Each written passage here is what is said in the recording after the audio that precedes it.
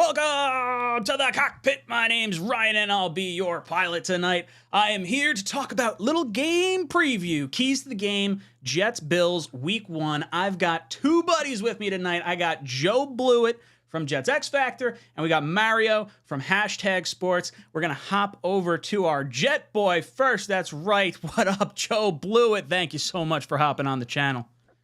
I am beyond excited, but like I think we were texting the other day, my excitement is now slowly turning into nerves. I feel that pit in my stomach. My hands are sweating, so we're 24 hours away, so I could not be more ready.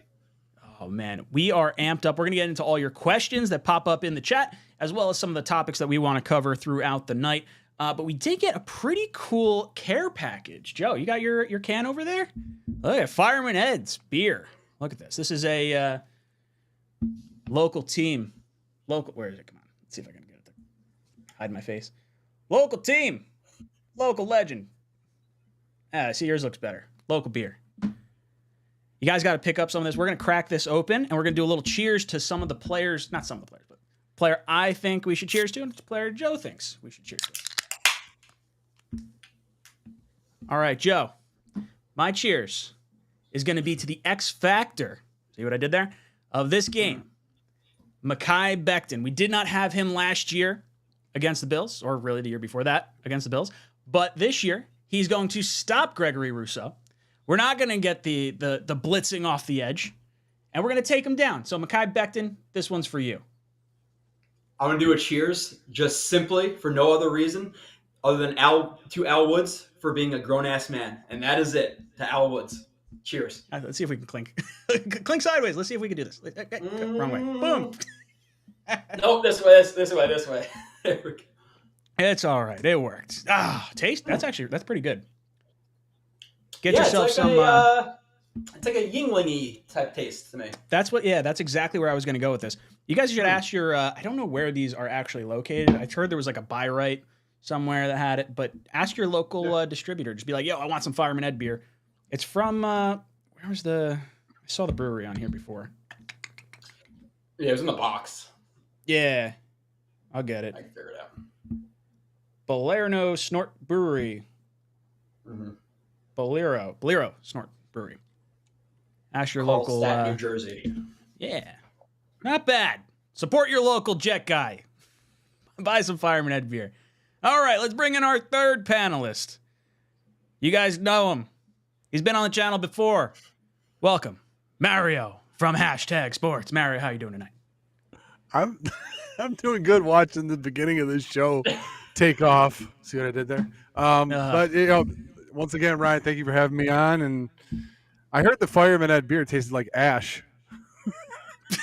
No? Is that like a fireman joke? I think that's what you're going for, right? I was bad joke. That or tastes like hose water. All right, there we tastes go. Like hose water. Yeah, well, it's filtered through finely refined hose water with hops from grown with Bill's tears and distilled over the whole off season. That's how it was made. Facts. I love how that happens. That's amazing. All right, boys and girls. We've got a lot to get into. So before we get too far, I don't think these guys have seen this before, but you guys know it. Make sure you hit those milk thumbs. Milk thumbs. Oh my Lord. What is that? It's aggressive, right? Milk thumbs. Got to hit the like button. I'm so confused. I know. No. Are you aroused or confused? I can't tell which one you are, but you are one of those two things right now. Make sure you hit those milk thumbs, boys and girls. And let's get into a little conversation. We got a game coming up.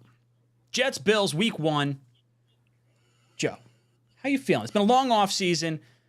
We got the Bills once last year. They got us back the second time. How you feeling going into week 1?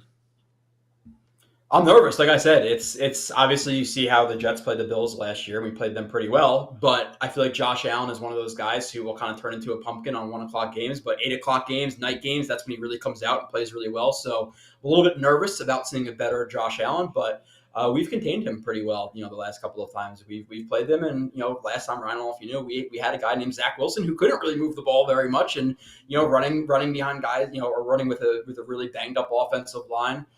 James Robinson leading the way, who I don't even know if it's on an NFL team right now. So the positive side is me, okay, we did well last year. We got better talent this year, but realizing it's a completely new year, and the Bills can go head to head with the Chiefs. We've seen it head to head with the Bengals, all this stuff. So we still have to prove it. It's a tough game. And I'm freaking nervous, man. I'm real nervous, but I'm ready. I think the Jets can come out here. They can make a statement with week one. I don't think it's a must win game, but it is legitimately kind of like a game and a half. So it matters a lot. It's a big game for a team we think we're going to be battling with the AFC East. So it matters. Mario, it's been a long off season for you. I've heard some Steph Diggs drama going on up there. What's going on up there? How are you guys feeling about after last year coming into week one facing the Jets? New look. Well, I mean, Josh Allen had half of an elbow, I think, the last time when they lost to the Jets, and then the second time because of the Jets. And hold on, that half an elbow was like the last play. It was for like 3 plays of the game. So yeah, but then he ended up launching like a 70-yarder. But it's weird. But when you get the different perspectives of the different areas and stuff like that, like the Stephon Diggs drama was a national media thing. They talked about a lot of things being national media. The local, it was like, whatever. He wasn't here. Cool. All right, he'll show up. He'll show up in September and October. You know what? There's some concern for those of you that are in the know, and you guys get the background and all this other stuff. It's more the defense that is more concerning for me as a Buffalo Bills fan to face the Jets defense than facing their offense. You know what Rodgers is going to bring to the table. You know what all those things are going to happen. But the Bills and the Jets both have question marks on their offensive line. I heard you guys, start the broadcast. Cheers to Mekhi Becton, who didn't play the first time.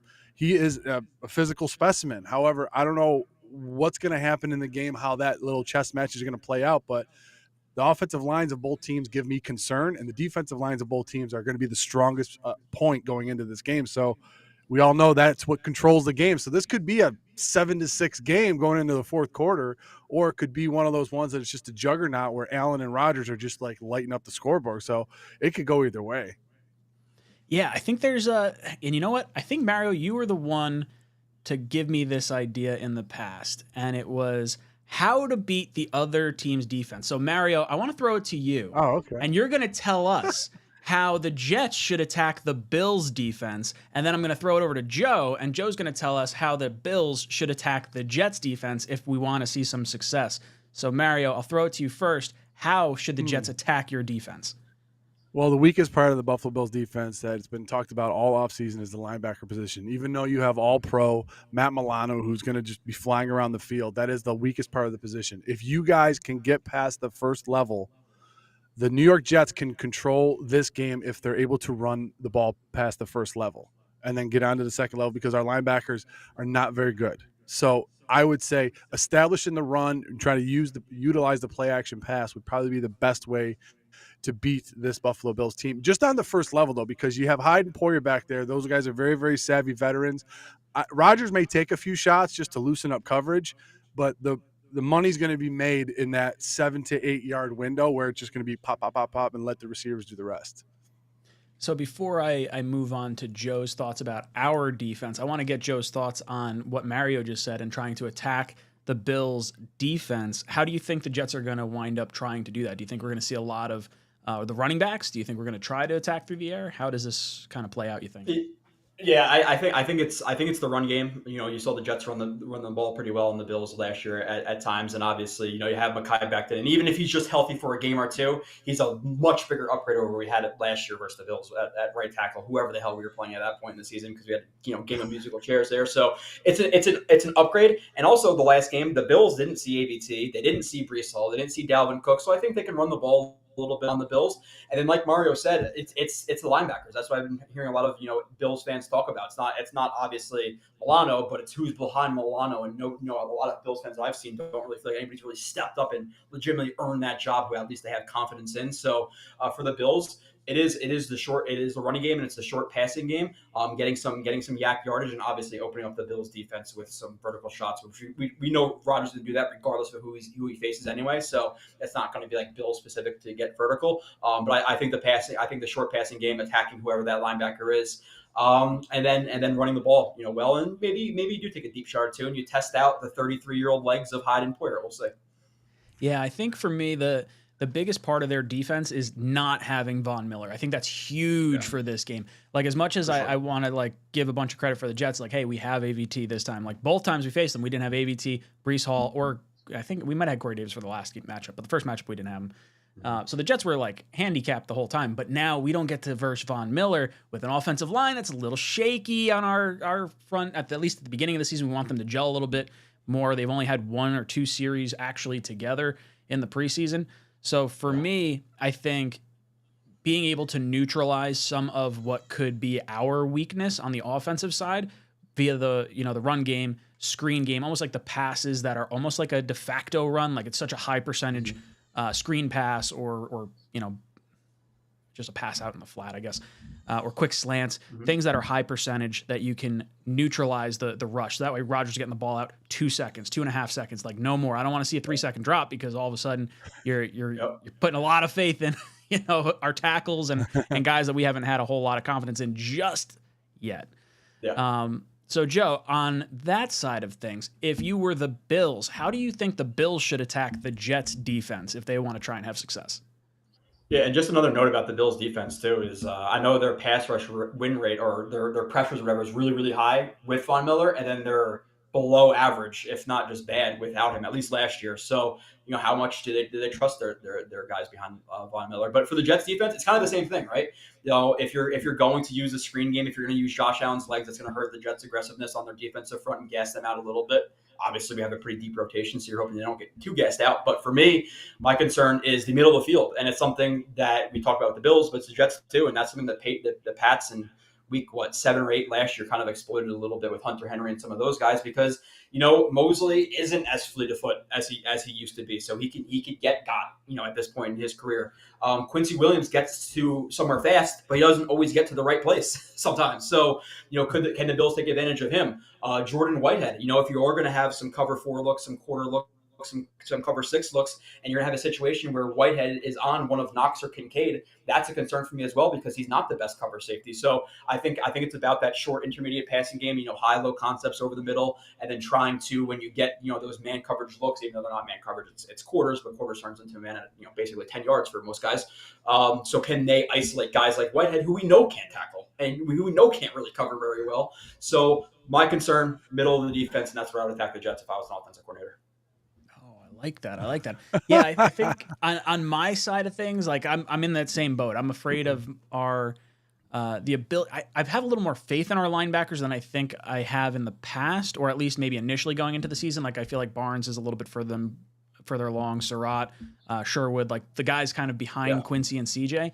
But I still question how much we're really going to be able to stop the screen game without Quan Alexander. And I'm not nervous about the Bills' run game necessarily, but I think Josh Allen's dual threat nature of his play style creates a lot of stress on a defense. And I think if he's going to roll out, you're going to create some weird pressure situations with our linebackers and probably someone like Whitehead that's going to be playing up in the box.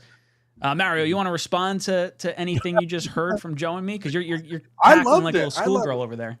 Well, no, it's funny because it's a very unique situation, and I can't remember the time that I brought it up to you, but that's awesome that you're still running it because that's pretty amazing. That's how you introspectively look at your team and all that stuff. But that being said, it's funny how the strength of the Buffalo Bills defense in their secondary and their safeties is what's the concerning part of the New York Jets is what you guys see. But what made me laugh was that you both mentioned screen game, and I can't remember the last time the Bills threw a screen. So it was like you guys are worried about the screen game coming into New York, but the Bills haven't ran a screen in, I don't know, since 1974. Like I can't remember the last time they ran a screen. So it was like, okay, let's see if that happens. But I will say the other comment about that is the key for the New York Jets defense in stopping the Buffalo Bills is obviously going to be stopping number 17. Make him try to be a hero. Make him try to do too much. And that's been like the key on Josh Allen. When he tries to do way too much, tries to extend plays to throw those deep bombs, that's when he starts to get into trouble rather than staying within himself and saying, okay, I'm going to take what's given to me, not trying to get that home run ball. But I'm just as excited. I mean, you guys are worried, but I'm just as excited to see how they're going to work in Dawson Knox and Dalton Kincaid into that intermediate passing range and see what do you guys do? Are you gonna put Sherwood on there? You put Mosley on him, and it's gonna be so interesting and fun to watch tomorrow. Yeah, and let's hop a little bit off the defense focus necessarily. I want to talk about which player will be the X factor in this game. I guess we can say a Jets player and a Bills player. Joe, I'll throw it to you first. I'll let you give one of each, and then Mario, I'll do the same for you, and then I'll pick two players as well. So, Joe, who would your Jets X factor be? On either side of the ball? Either side of the ball, doesn't matter. Whichever one you think is more of a key. And I was kind of mentioning with like the Bills and attacking the Jets, like that intermediate passing game, isolating our safeties in cover 4 looks and just short crossing routes, whatever it may be, making our linebackers get there fast is sometimes a concern to me. And part of what the Jets are going to do, I believe at least this season, is bring Amos into the box, and that's going to be so a lot of people are concerned about Sherwood being that pseudo third linebacker, but you saw it in some of the preseason reps that Amos was on the field. He's going to be that pseudo hybrid, nickel backer type of player for the Jets. So I don't really think it's going to be Sherwood who's going to see the field so much. It's going to be more Amos in the box. So he may be that X factor in terms of Mario talking about the Bills with Knox and with Kincaid, and how do they get them on the field more? They're running a lot of 12 personnel, whatever it may be. I think Amos is going to be a large part in that as a former safety who's going to play more like pseudo linebacker for the Jets at this point in his career. I think he's going to be put in a lot of situations where he's going to have to come up and tackle. And he's going to have to play in some coverage on guys like Knox and Kincaid. So I think Amos is probably maybe not the X factor, but definitely an underrated factor. So do you want to do a Bills X factor as well, or should I kick it over to, where's Mario, this side, and let him pick the Bills X factor? Yeah, so the Bills for my X factor, and obviously you can do it too, but for me it's the tight ends too. Like, are they really going to attack us with those tight ends? Because Diggs is Diggs. Diggs is going to get he's going to get his. We know he's going to get his catches. He's going to get his yards. So that's not something you're necessarily just going to shut him down. Like we know that, right? So those tertiary guys, those secondary guys. Is it the running game? Is it? And I'm not necessarily worried about the Bills' running game, so I'm worried about their tight ends. So those are the X factors, whether it be Knox or Kincaid, whoever's going to get the actual more targets or be the primary threat in the passing concept. I don't know exactly who it's going to be because I'm not obviously dialed into the Bills. You'd assume it's Knox and then maybe Kincaid slowly sprinkles himself in there. I'm not sure exactly how well he's progressed, but it seems like pretty well. So everything I've heard, but whichever one of those guys is on the field, those are the X factors for me. Mario, for you, what would you say the Bills X factor is going to be if you guys want to win this game? Oh God, the whole right side of the damn line with with Spencer Brown and Osiris Torrance. I mean, you got a rookie in there and a guy who, by all accounts, is an athletic freak at the right tackle position, but had some injury concerns last year. Now he's just getting thrown around in the preseason a little bit.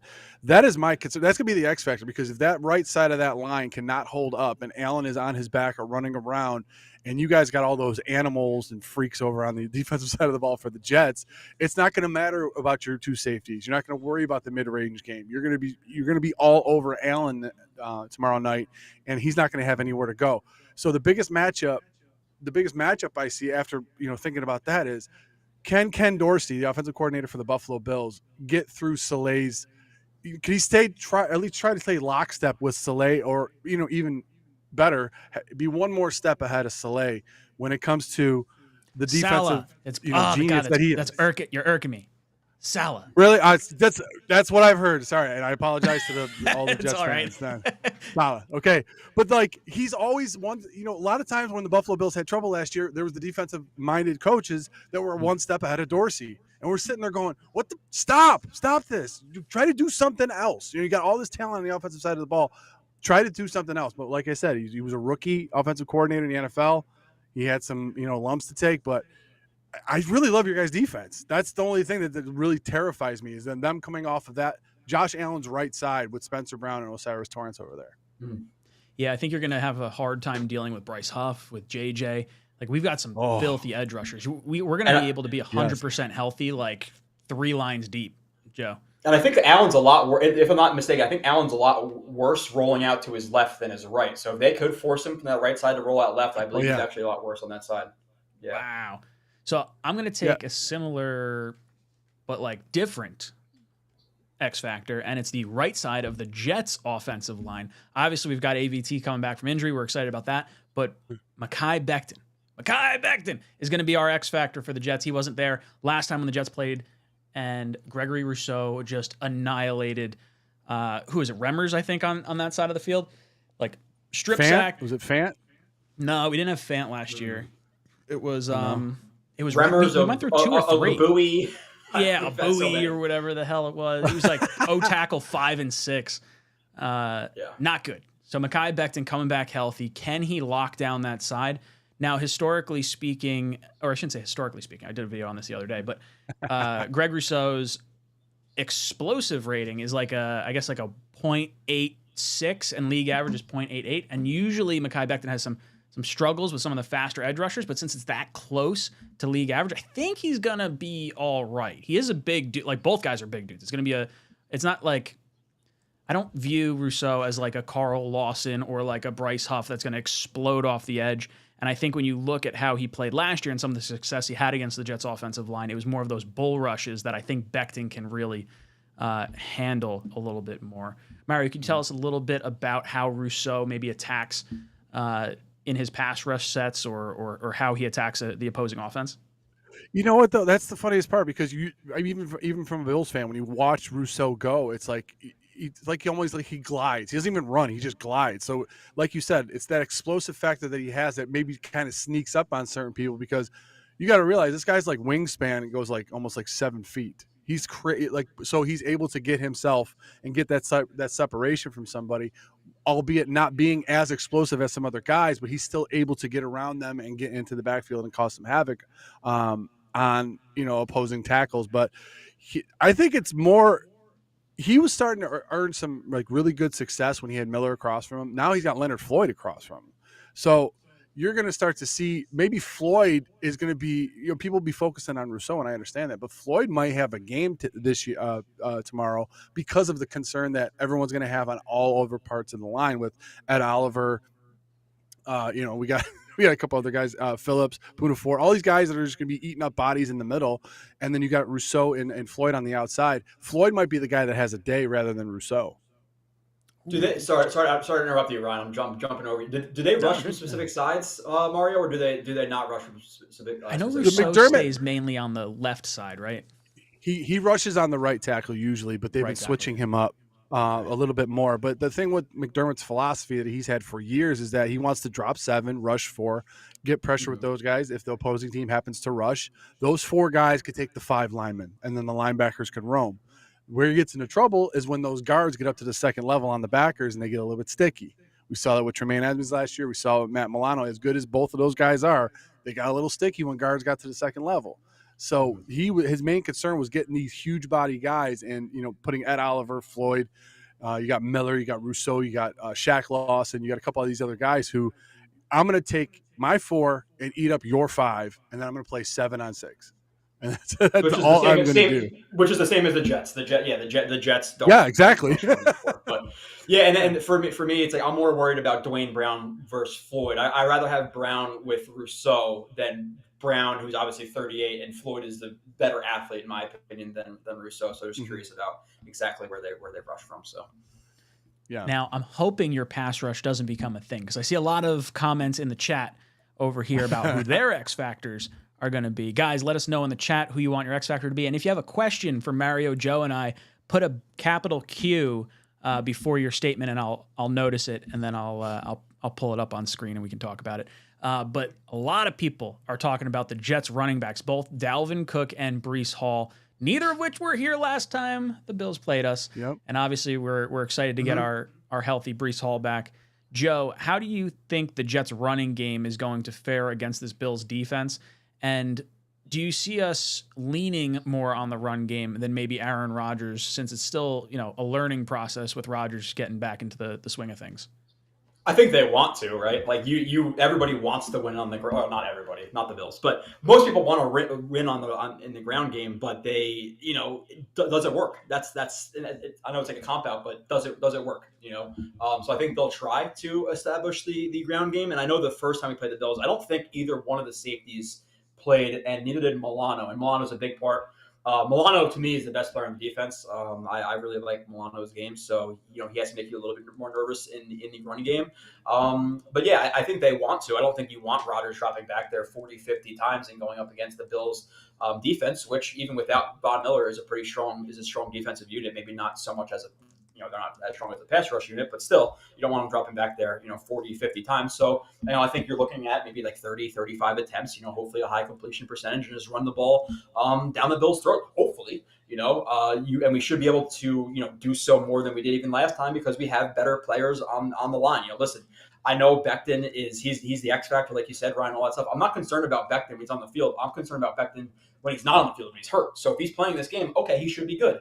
ADT, not breaking news here, he's better than Herbig that we had last year playing against the Bills. So I think with an upgraded offensive line and upgraded running backs from last year, again, Dalvin Cook and Breece Hall, they should be able to run it a little bit on them. But how did the Bills adjust? Did they start stacking the box? I know the Bills are more so a light box team. They like to go a little bit lighter personnel. So do they adjust, and how do the Jets adjust to it? So I think the idea is to go into the game with the ground attack, on the forefront of your mind. But how does it work? Is it raining? We have no idea. I don't know if the weather's going to push. Last time I saw it like 5 or 6 o'clock was raining. I don't know if they pushed it up or not or whatever, but they're going to try, definitely.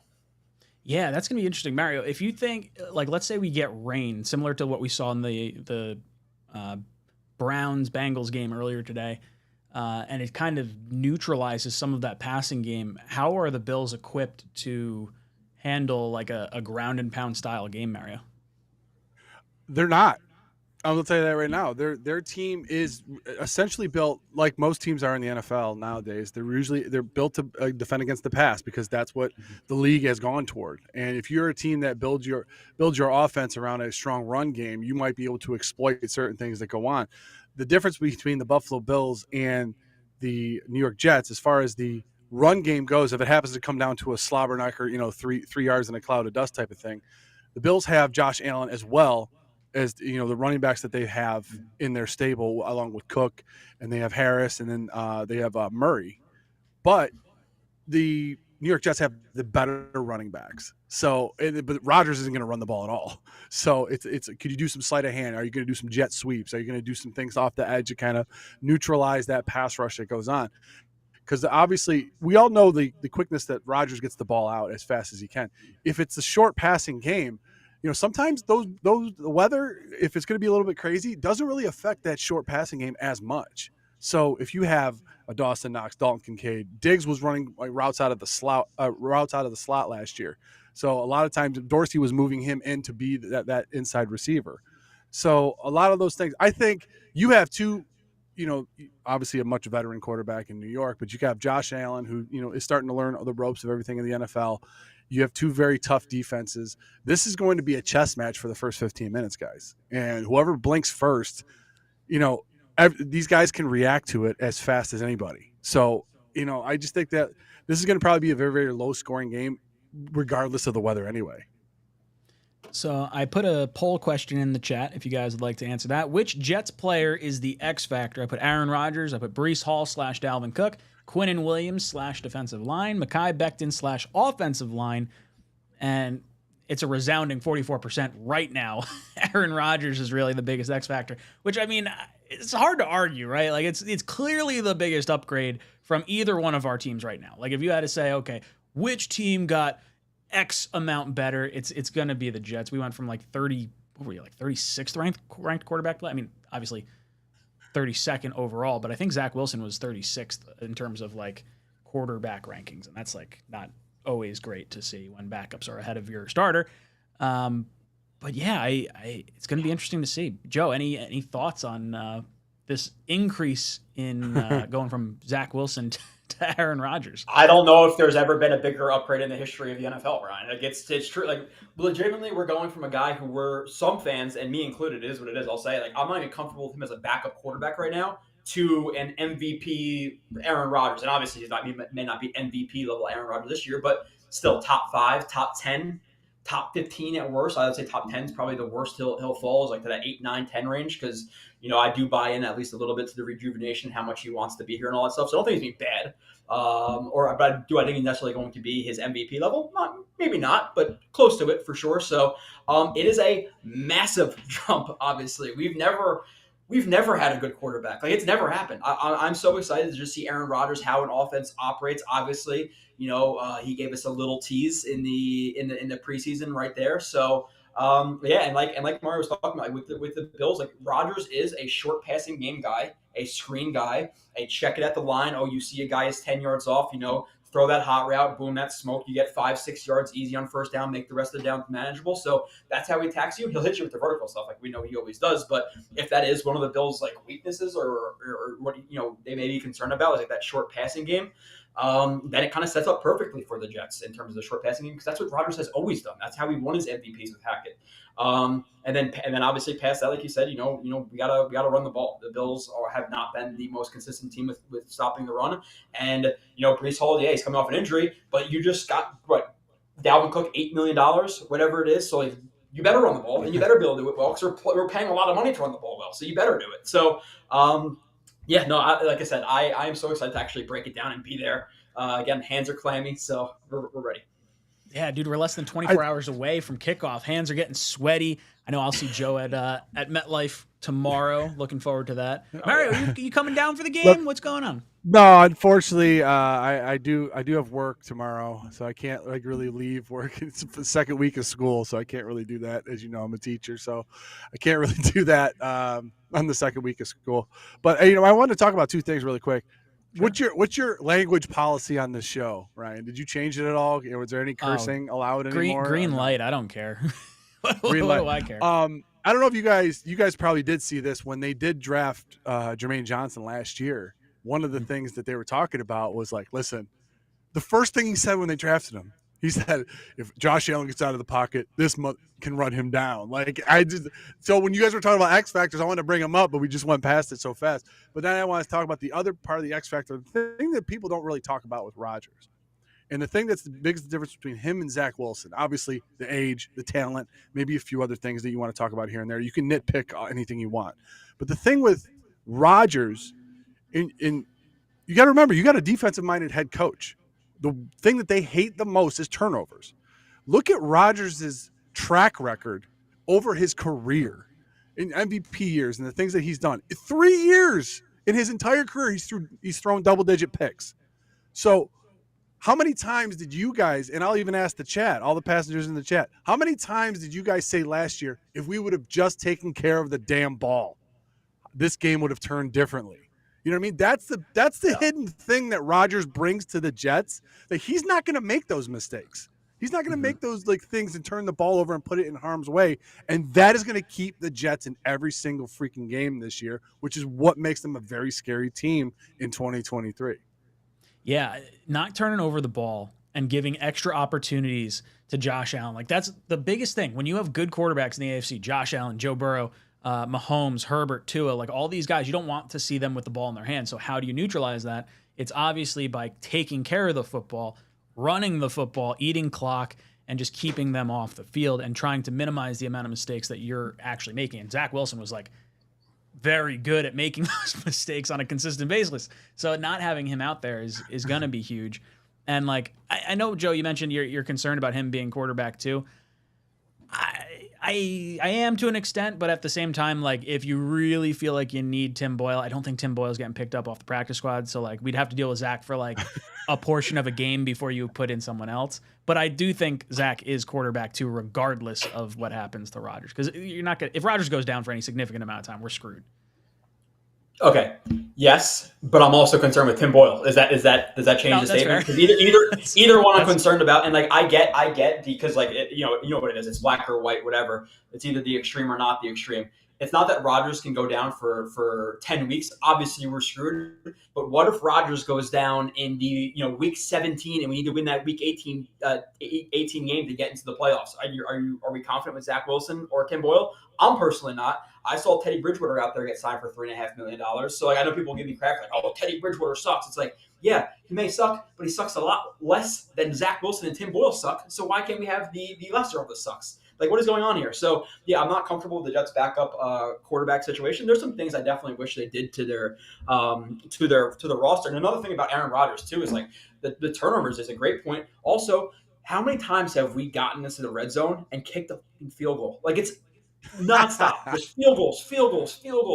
So what came to my mind, I think there was like some stat out there today, right? I don't know if you saw it, like float around Jets Twitter. It's like Aaron Rodgers, in his career was like 108 touchdowns to 9 picks in the red zone. Like, what?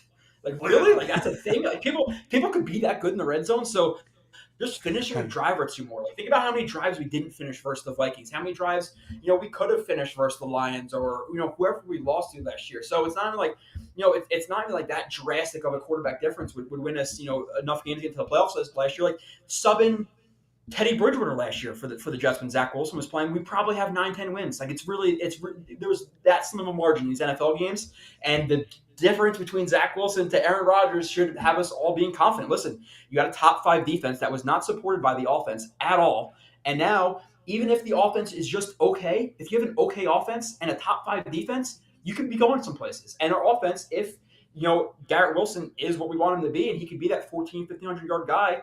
Then we're looking at maybe a top 10 offense, and that's when we're talking about the Super Bowl. Now, shit has to happen. We got to go out there and do that. But I'm confident the Jets are going to be a pretty damn good team this year. The Bills, also a pretty damn good team. But the week 1's a big testing ground. Oh, however, I see your finger. No, you do.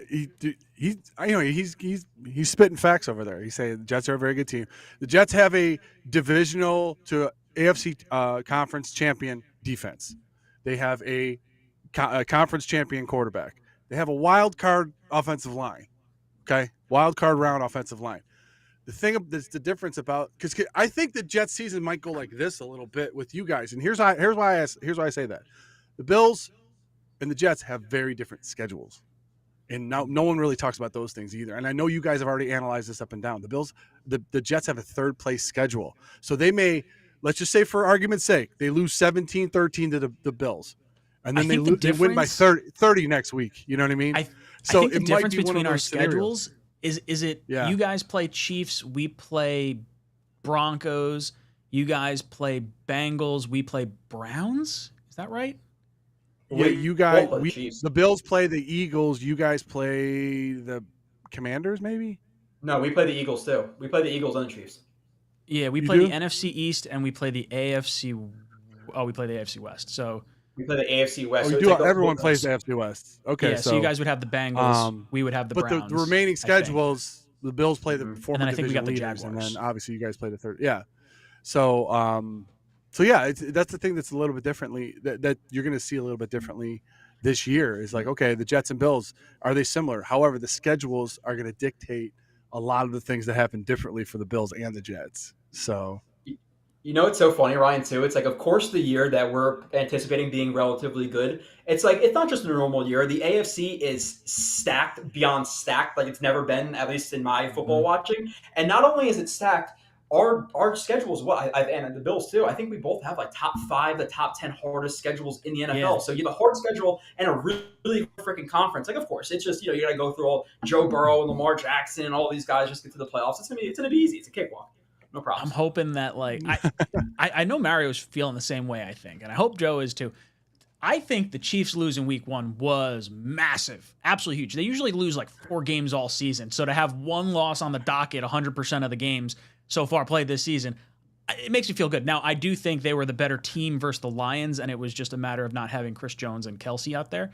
But then it kind of makes me feel like, all right, well, if we can like eliminate Kelsey, they kind of look beatable. Mario, how did your like thoughts of that Chiefs Lions game kind of go?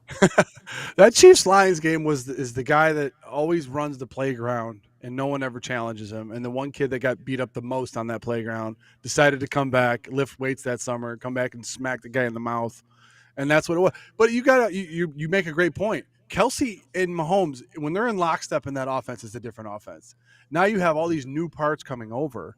You want to talk about continuity and chemistry within players and stuff like that. You got rookie guys, you got new guys. It's really hard to. Plus, 𝐒𝐑𝐈𝐁𝐄𝐂𝐑𝐈𝐁𝐄 can't catch. Couldn't catch a cold barefoot in a blizzard. Seriously, the guy was just awful there. He was the Lions MVP in that game. It was so bad. Mahomes was like running all around. And it's great to see that. And it's great to see that after all the shit he talks too. By the way, he's such a shit talker. So it's so nice to watch him drop balls. It's so great. When I saw on Twitter the next day that said 𝐒𝐑𝐈𝐁𝐄𝐂𝐑𝐈𝐁 was cut by the Chiefs, I actually thought it was legit because it looked legit. It was crazy.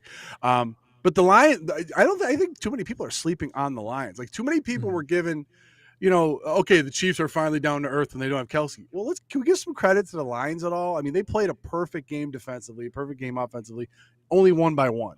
So let's kind of pump our brakes on the Chiefs dynasty's done here and there because Mahomes will make that place work as well as Reed. So, and those guys still scare the crap out of me. So, yeah, and it's like overreactions with anything. Like the Jets lose, we're terrible if we win. We're going to the Super Bowl. That stuff. Those overreactions. Like the Eagles, I think the Eagles lost to the Colts last year. I'm sure at that time you'd all be like, oh, they're not making it anywhere, and they made it to the Super Bowl. It's like it's not. I'm not overly concerned. And Brian, like what you said, like, oh well, if you could just take away Kelsey, then they're mid or whatever. It's like.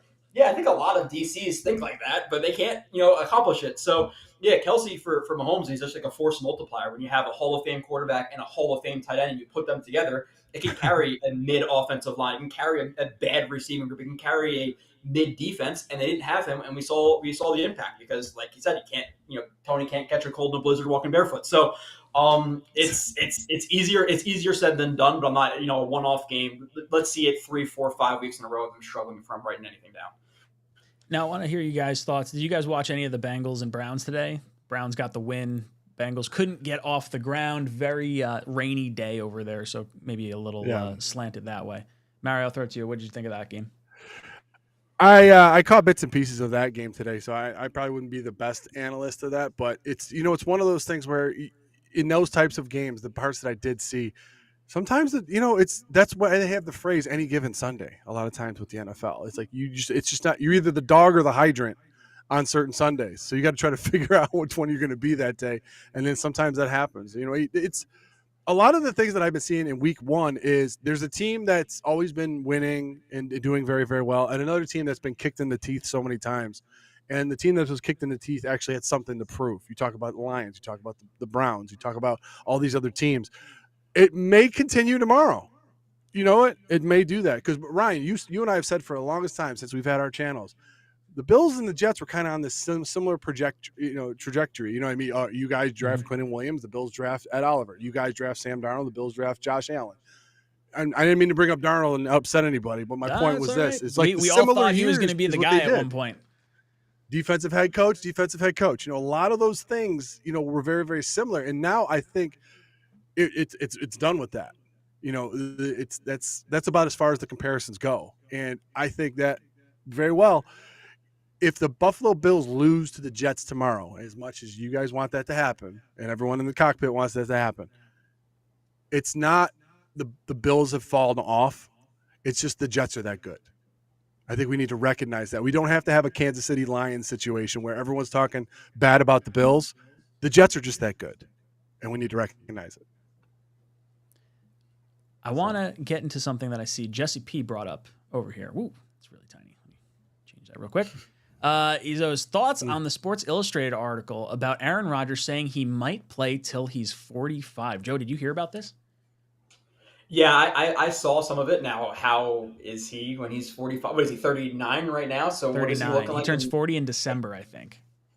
Yeah. I would say it's probably going to be. I have a feeling it's going to be 2 or 3 still. I don't think it's going to be 45 because who can really do that? Minus like Tom Brady, and even he fell off a little bit at the end there, obviously. But yeah, I don't think I would anticipate 2 or 3 though, which is a lot more than we thought, Ryan. Like we were all arguing for how many months about Rodgers, and oh, it's worth it for 1 year. Maybe he'll play 2. Now it's like, okay, I think he's going to play 3. Like he got so much better. Like literally from the day that we heard of signing him, every single possible thing with Rodgers has gone right. I know some people think it's a facade because people want to hate Rodgers because he's different and he, takes mind-altering substances and ayahuasca. I don't give a shit. Like, do whatever you want to do, dude. I don't care. Like, if anything else, like people are boring and just whatever. Like, I like Rodgers. It is what it is. But like, it's not a facade maybe just because of like how consistent he's been. Now we heard Hackett come out there and say like, listen, game time, it's different. Like he's competitive. He's gonna know. He's gonna let you know if you fuck up during the game. So we'll see how it goes during the season. But it has gone absolutely perfectly with Rodgers from everything he said, everything he's done, the practices. I just heard something today. I don't know if you saw the article, something about like him quizzing the receivers on his hand motions or whatever like that before the game. Or no, sorry, he not before the game, in practice or whatever it is. He'll quiz them on his checks and stuff like that. And if they don't get them all right in a row, he makes them do it all over again. So like the little things have been going so well with Rodgers. With all that being said, do I anticipate him playing for the Jets for 6 years? Absolutely not. Yeah, no, I don't know if I see 45 years old, but it gets me excited, right? Like, because when we were starting to make the trade and people were talking about, they're like, oh, he's going to do 1 year and be done. You're paying all that money. I'm like, I don't think the Jets make this trade for 1 season. I think it's always going to be a 2-year deal. So I think we've got him locked in for the 2. And like you said, I think 3 is likely. I think that we're probably in a situation of either we feel comfortable enough with Zach as our backup and we try to get him to sign like a Band-Aid 1-year contract rather than like just flat out denying his 5th-year option. And then Rodgers gets that option of like, okay, you could be the starter or we'll pay Zach an elevated rate if Rodgers does end up retiring. I don't know if it's going to go further than the 3 years because that gets tough. Like Brady's one of one. That doesn't happen like ever. I mean, if there is a quarterback that could do it, I do think Rodgers keeps his body in such like immaculate shape that I think, it's possible. But he's also got to go through a season being in New York and dealing with the lumps and bruises of the New York media and the highs and lows and the ebbs and flows of what goes on with being the Jet quarterback. Mario, what are your thoughts on just as an outsider looking at Aaron Rodgers and how you think his dynamic has changed maybe, or how his personality may have changed or demeanor maybe since coming over to the New York Jets? Like, did you watch any of Hard Knocks at all? I did. The last part of it when he was like, dude, I don't even know who you are, bro. That was the funniest thing. There is no coming back from that, by the way. There literally is no coming back from that. I think it's just like anything else. When you start to see some of these athletes, as far as if they spend a prolonged amount of time with one team and then they go to another team, they seem rejuvenated. They seem their love for the game is up again. He's around all these young guys now. He must feel like he's a rookie again or a second-year guy where he was just having fun, And he's the guy. We start talking about all these quarterbacks over the years. The ones that have the best records that do the best are the ones that have the biggest chips on their shoulders. Well, Brady and Rodgers were the 2 guys that had the biggest chips on their shoulders. They know each other. They talk to each other. Brady played till the age that he did play. That's the one thing that Brady was the GOAT at, was taking care of his body and all the things that he was doing. Rodgers doing the same thing. I mean, if he likes to go to these retreats, it's whatever the heck he does, but the guy's still taking care of his body. If he wants to play till 45, with all of the rules and things in the NFL right now protecting quarterbacks, why couldn't he? You know what I mean? And the thing that I want to say before, and I got to get going, but the thing I want to say and I want to leave for you guys and the passengers in the cockpit is this. Does the trade for Rodgers, it's probably a thing for another show, but I want to ask you guys, does the trade for Rodgers increase or decrease the pressure placed on the GM and the head coach? Because you already used a resource in drafting a quarterback and now you just brought one in. Does it increase it, decrease, or just stay the same? I'm very curious, and I want to hear you guys' take on that. So I think from a pressure perspective, the Jets, to have a successful season this year, I think you have to make the playoffs, and I think you have to win at least a game in the playoffs. I think that would be deemed like, okay, good first year of Rodgers. Like, let's run it back and try to win. In terms of the trade overall, like what I would deem a successful trade, it could be the Jets winning a Super Bowl with Rodgers. It could be, Zach Wilson developing into the next 10-year option behind Rodgers. Like I view that as a win if you give up the picks and now all of a sudden you have another 10 years of a franchise quarterback beyond that. Or even just a culture and a mindset throughout the team that maybe fosters a growth period for the next quarterback. So I think it's one of those things. You don't necessarily have to win a ring with them, but I think if you can get to a point where you think you can win a ring, even just because of what he has brought to the team, I think would be absolutely huge. Joe, what do you think?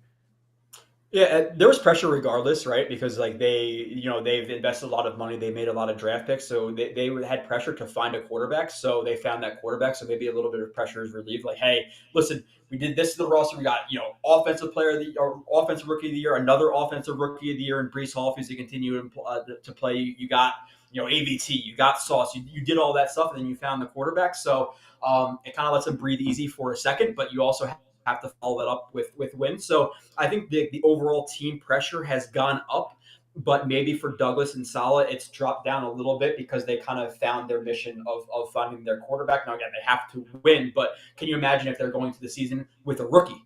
If they were to trade up and draft, whoever, Will Levis, or they traded up and got Shroud or whoever it might have been, like they're still under pressure with a less solidified answer at quarterback. So I think there's some pressure to win over the next couple of years so they can keep their job post Rodgers, but it'd have to go like historically bad in my opinion, or not historically bad, but pretty bad for them to get fired during Rodgers. So I think they're pretty comfy for 2-3 years, but you got to prove that, that you can win. But I would say there's actually less pressure with Rodgers because they found that quarterback.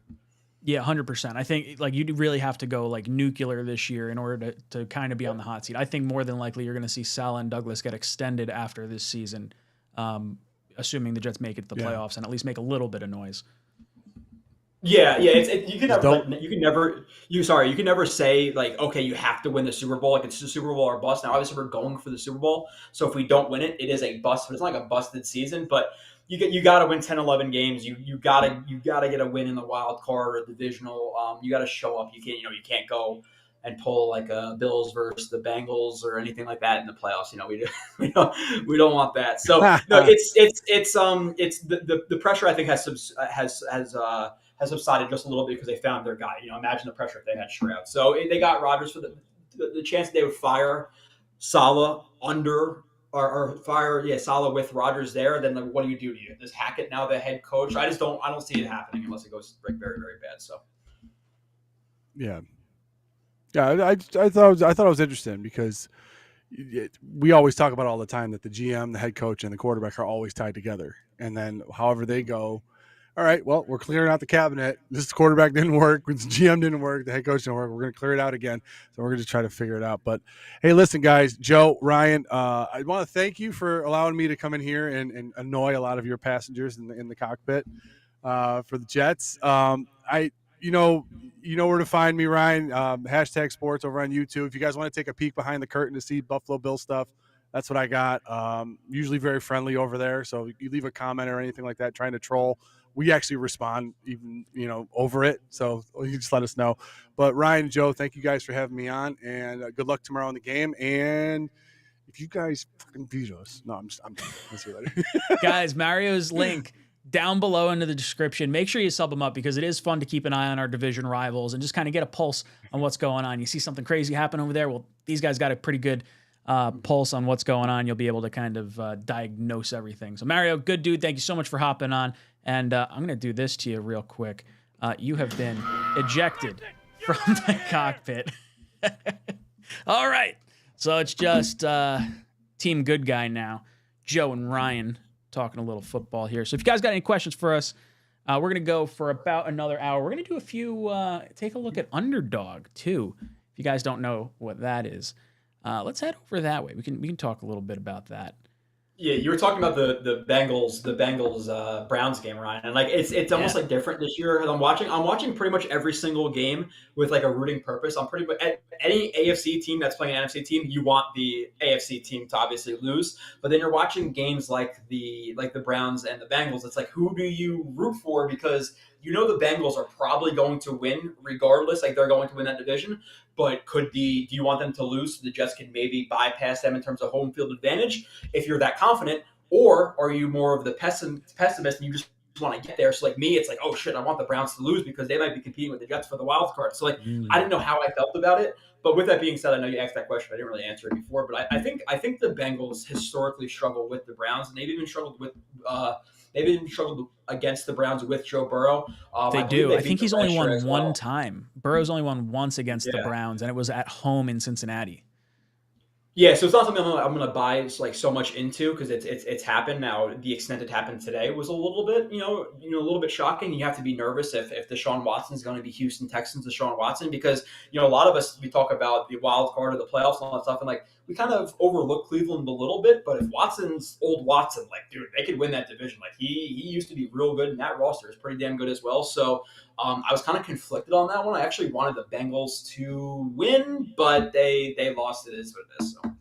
Yeah, I think I hate the Browns. I was going to say, you brought up a good point, and I do not like the Browns. I don't want them to win, but when I was watching the game, I was thinking, you know what? If I had to pick one or the other, I want the division, baby. So I'm looking for like home field throughout. I could give two shits about the wild cards. I'm like, I want the Bengals going down because I don't trust the Browns to stay like on it all the time. And I even watching Deshaun Watson today, I don't think I was wowed, but it was also like a rainy game. So it's not really like a clear litmus test as to what that team's going to ultimately be. But I felt the same way watching, obviously Lions Chiefs, I'm rooting for the Lions because you want to see the Chiefs lose as many games as possible. But yeah, it's fun actually as a team expecting to get into the playoffs, having a vested rooted interest in all these other games that are going on because it's not something that we're used to as Jet fans. You're hoping for like wild card and that's it. Yeah, no, exactly. Like I know there was a point last year where we're talking about like who we want to win and all this. We want the teams in the wild cards to win or lose or whatever it was. And we were like being overconfident, like we were going to win the division at a certain point. Like, guys, let's chill. Let's just try to get into the playoffs. And then obviously, we lost however many games at the end of the season, but we went from 5-2 to 6-3. Then we were 7-4, right? And then from 7-4 went 7-10, and that was obviously not great. But it's not going to happen again this year. To me, just get out of those first 6 games, 3-3. That's the biggest thing for me. And then past that, you have those weeks where it's like the Commanders and the Texans and the Giants and all that stuff we should be able to win. But these first couple of games, man, like it's. I obviously just want to say I'm confident the Jets are going to steamroll the Bills, and Dak Prescott sucks. We stomp them all the time. They haven't beat it. We beat them in 2015, 2019 with Darnold, all this stuff. But taking one of these first 2 games is massive to me before you come back home to play the Pats, because in week 4 you're playing the Chiefs. So we need to win one of the next 2. And for me personally, Ryan, I'm going to Dallas, and going to Dallas 0-1 is going to feel a lot different than going to Dallas 1-0. So I'm really, really hoping I can really enjoy my trip, and the Jets help me out in that aspect.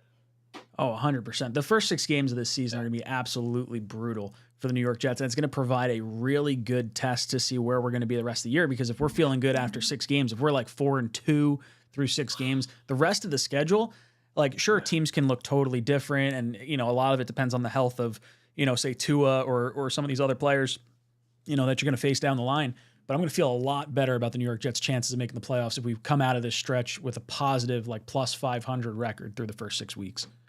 4-2 lock it in, like the playoff. I think the playoffs are like locking in at that point. 3-3, I'm happy. Like, listen, you're playing, and I know like that's maybe like me being too content, but you're playing some damn good teams. So if you could, because listen, you should beat the Pats. Yes, you should beat the Broncos, but Eagles, Chiefs, Cowboys, Bills, past that, like take at least one of those games. I think they could take 2.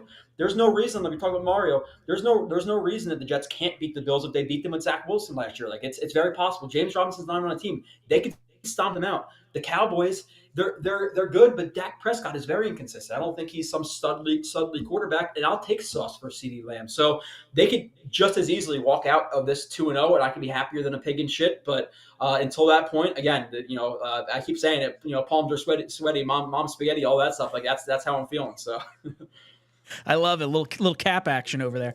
There you go. Yeah. All right, so I want to go over some higher, lower. I don't know if you guys are aware of Underdog. It's a great fantasy site. They do daily fantasy. So if you're in a bunch of states, you could do the daily fantasy. I know New Jersey, you could do the daily fantasy. You can't do the higher, lower pick'ems that they do, which we're going to do right here. If you're in New York, you are able to do it. And if you do want to do it and you want to help support the channel, all you got to do, 100% match, head over to Underdog Fantasy, promo code JETS247. That's JETS247. Link in the description down below. But get your deposit. Can I send out a quick? Yes. Sorry. Can I also promote something if that's possible, Ryan? I don't know if you've seen the thing that Jets X Factor is doing right now with PointsBet. I don't know if you've seen that whole. I did it today.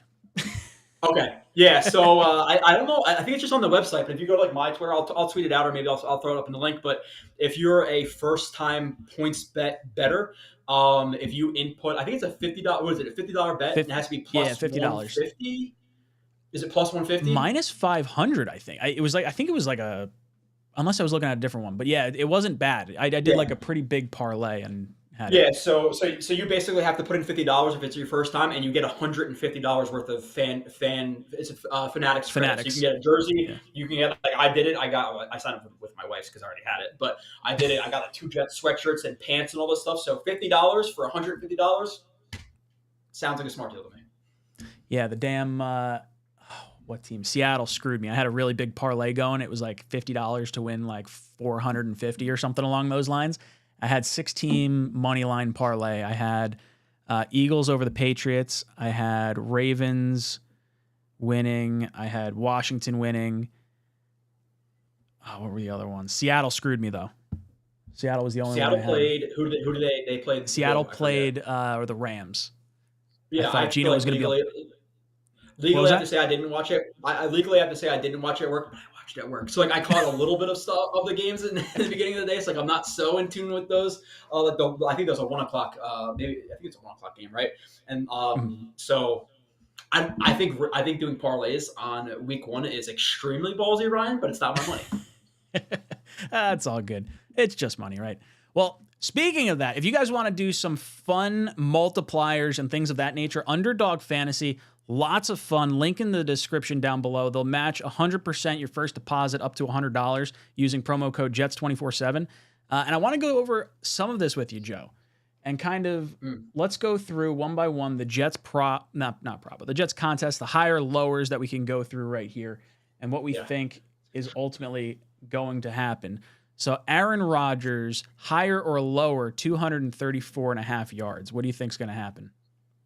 I want to say like higher because I want to see him come out and put up 500 yards because it's our first time seeing Aaron Rodgers. But it's a really good number. It's just one, is it raining and how well are they doing in the ground game?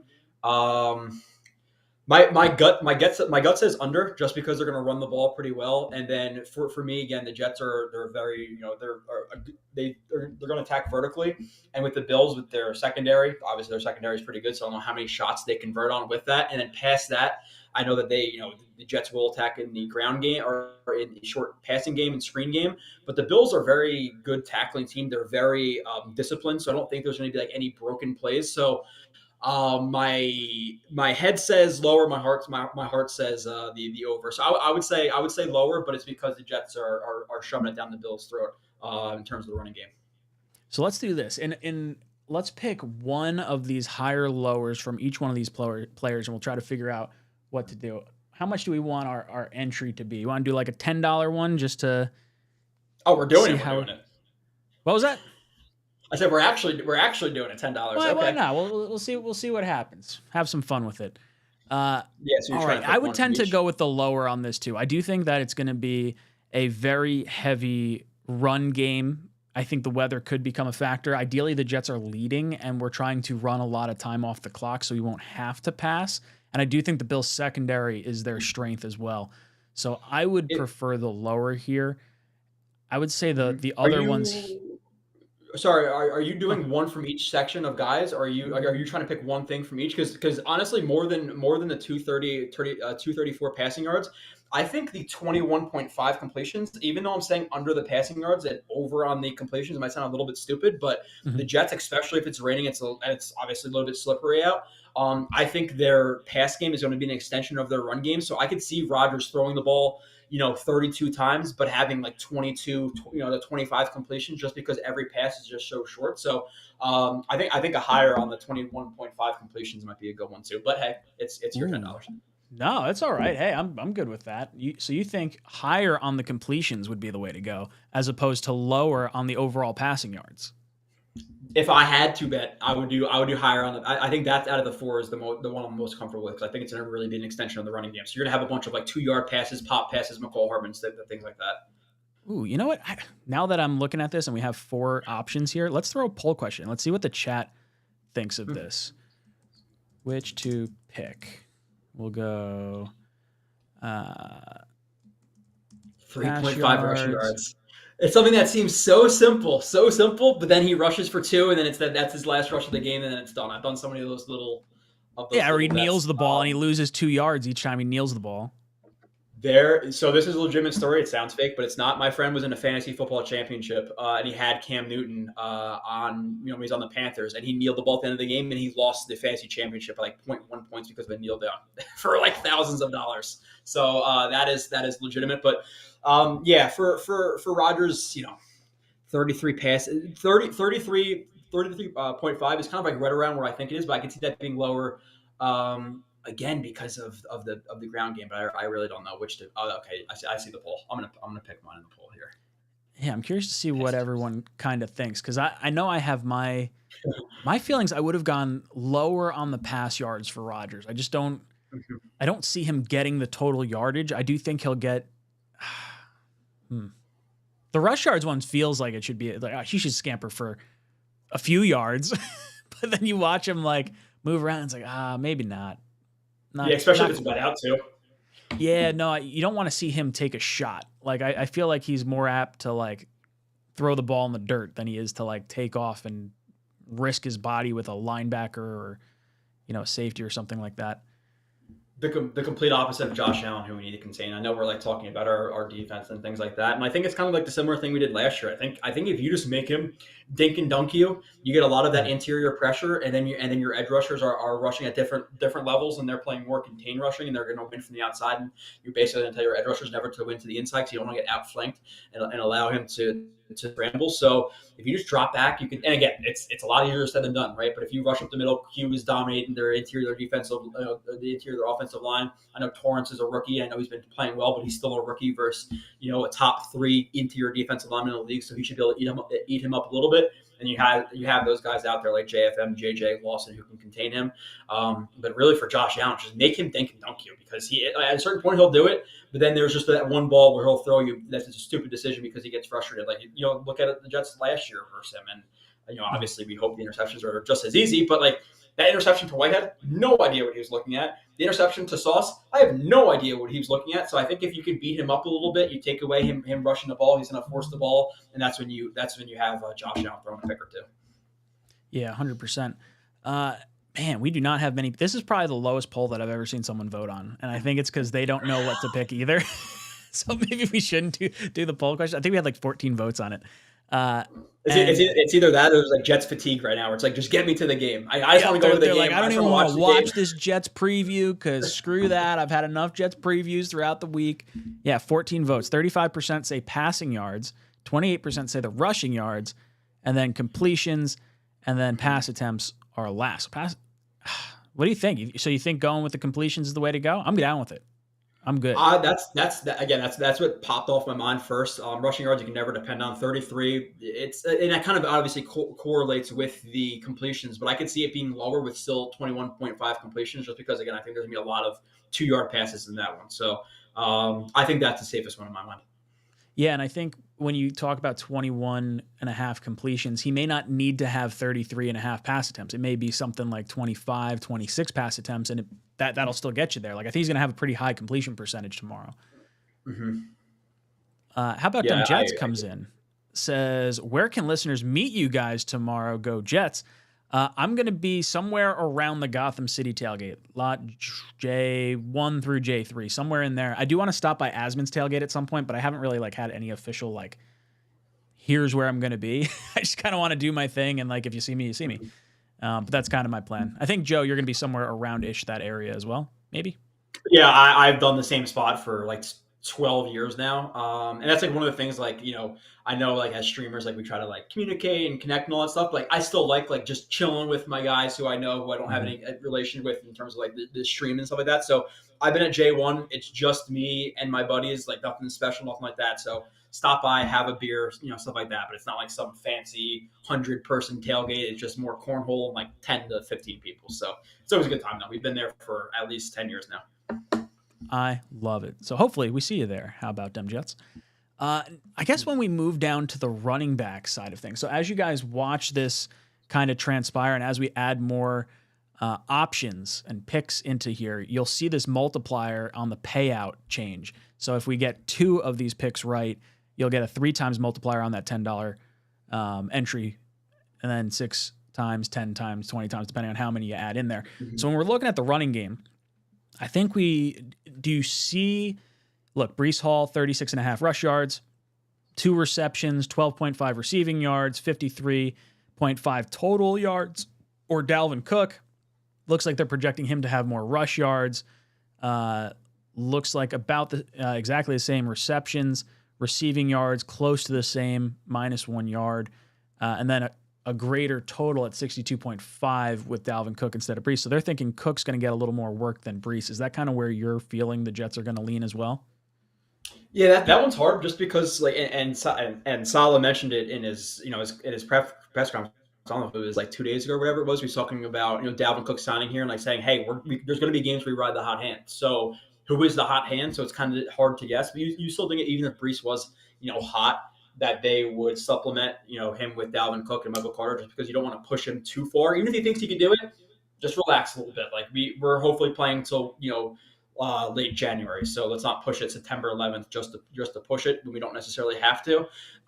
So it's kind of hard to say exactly, but I would guess that Cook is probably a little bit more than Breece, but it's just such a loaded question because who is the hot hand and how does the knee look? Like I'm not an X-ray tech. I can't look at that stuff. I have no idea what it looks like, but I would anticipate him getting more carries and obviously just slowly balancing out and then Breece taking over towards the end of the year, or not towards the end of the year, but probably more towards the middle of the year.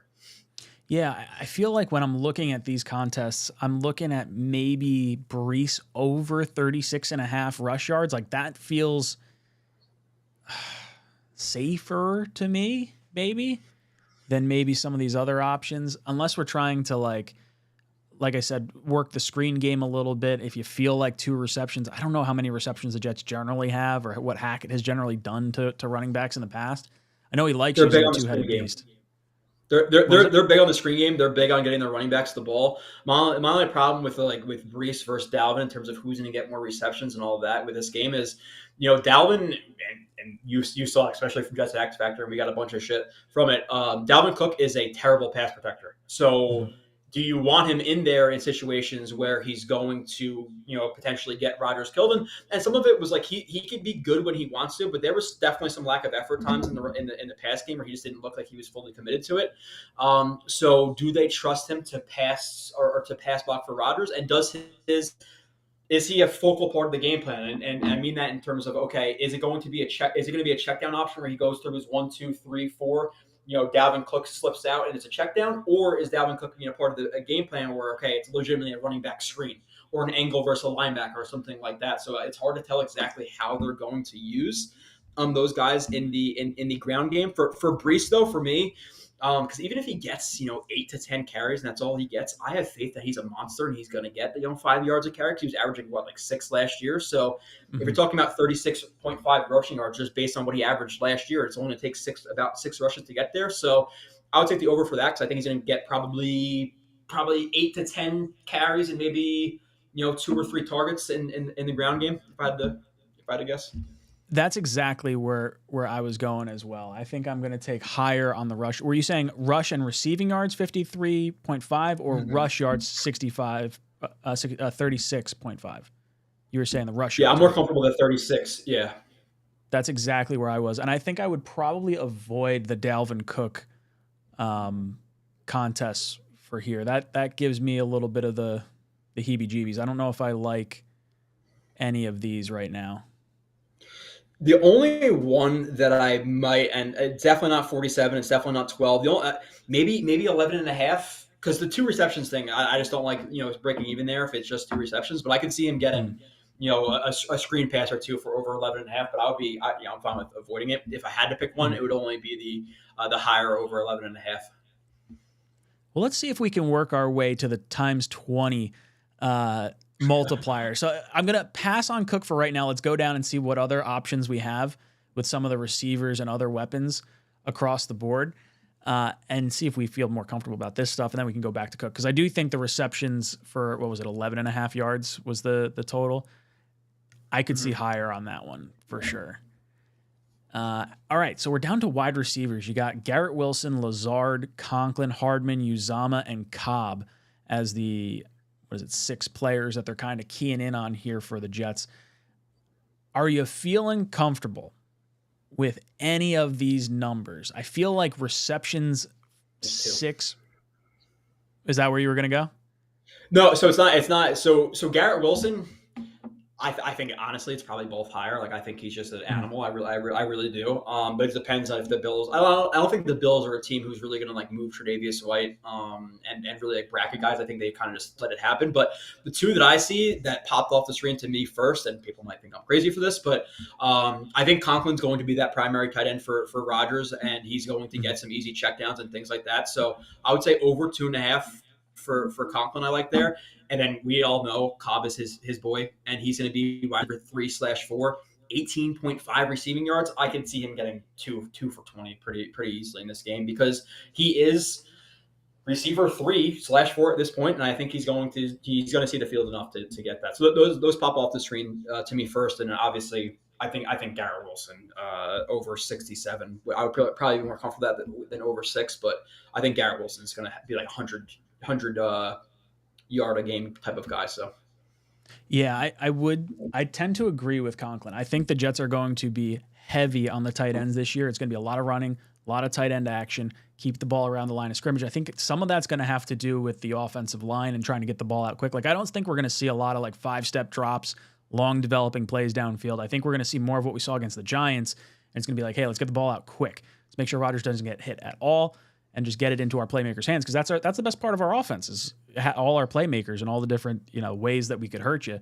and slice and dice you. So I would take Conklin with the higher on the 2.5, and I do like Cobb at 18.5. I think that's a good one as well. We actually do, but do we want to go Garrett Wilson? So we do have to add, in order for these to all pan out, you do have to pick one from another team. You have to pick 2 different teams to go through. I like going through the Jets stuff, but we'll have to. I think we'll take a look at the Bills and see if we could stop them in something after this. And then I guess the other one down at the bottom here is Zuerlein, 1.5 field goals made. I think it's going to be a low scoring game. I do think he's going to get 2. He's kicking all extra points. All extra. Okay, we're not even touching him. Not touching extra points. Nope. We're not going to touch Zuerlein then.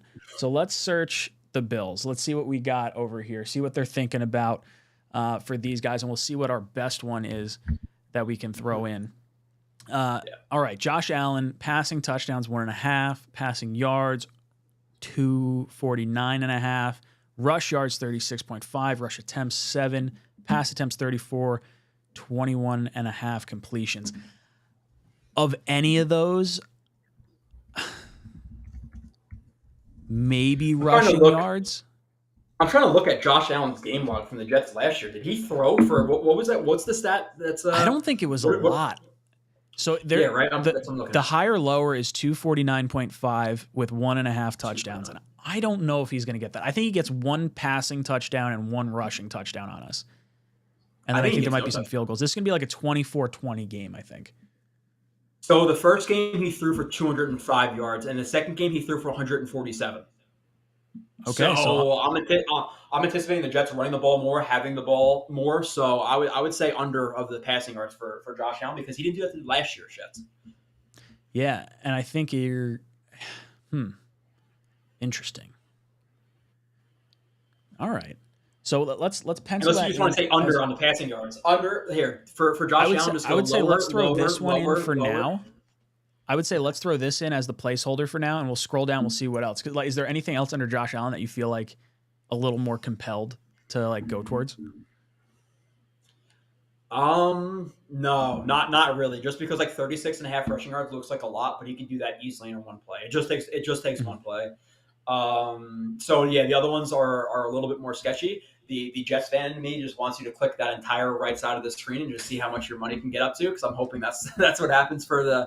But for the running game, I don't really know what to expect with them. I know James Cook is they're one right now, but how much does Damian Harris factor in? Because Damian Harris is a good pass protector. He is a good short yardage back, so that's sketchy in terms of the running backs. I don't know how they're going to use Stephon Diggs.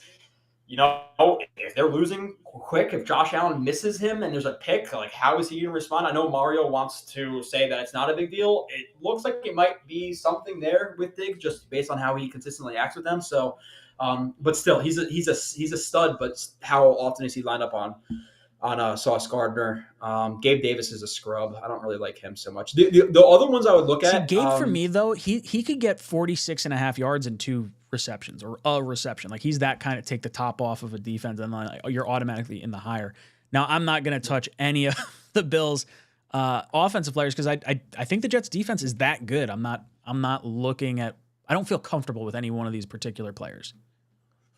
Yeah, no, I'm not really comfortable with any of them because I don't know how often Kincaid's going to be used. If it was like a Kincaid and Knox thing for the receptions, I might do an over because I think that's where the Jets are going to get attacked. But honestly, another one here that might be a little bit crazy. I don't think you necessarily want to take the risk on it, but Tyler Bass, 1.5 field goals made. I think it might actually be higher just because I think the Bills may drive on the Jets a few times, but I have faith in this defense in condensed areas of the field and making the Bills kick field goals. So that might be a decent one. But I think we already hit our 20, right? Can you do over 20? Is that a possibility? No, we can only do 5 picks, and I'm feeling pretty. I mean, unless we're changing. Hold on, let me adjust this screen real quick.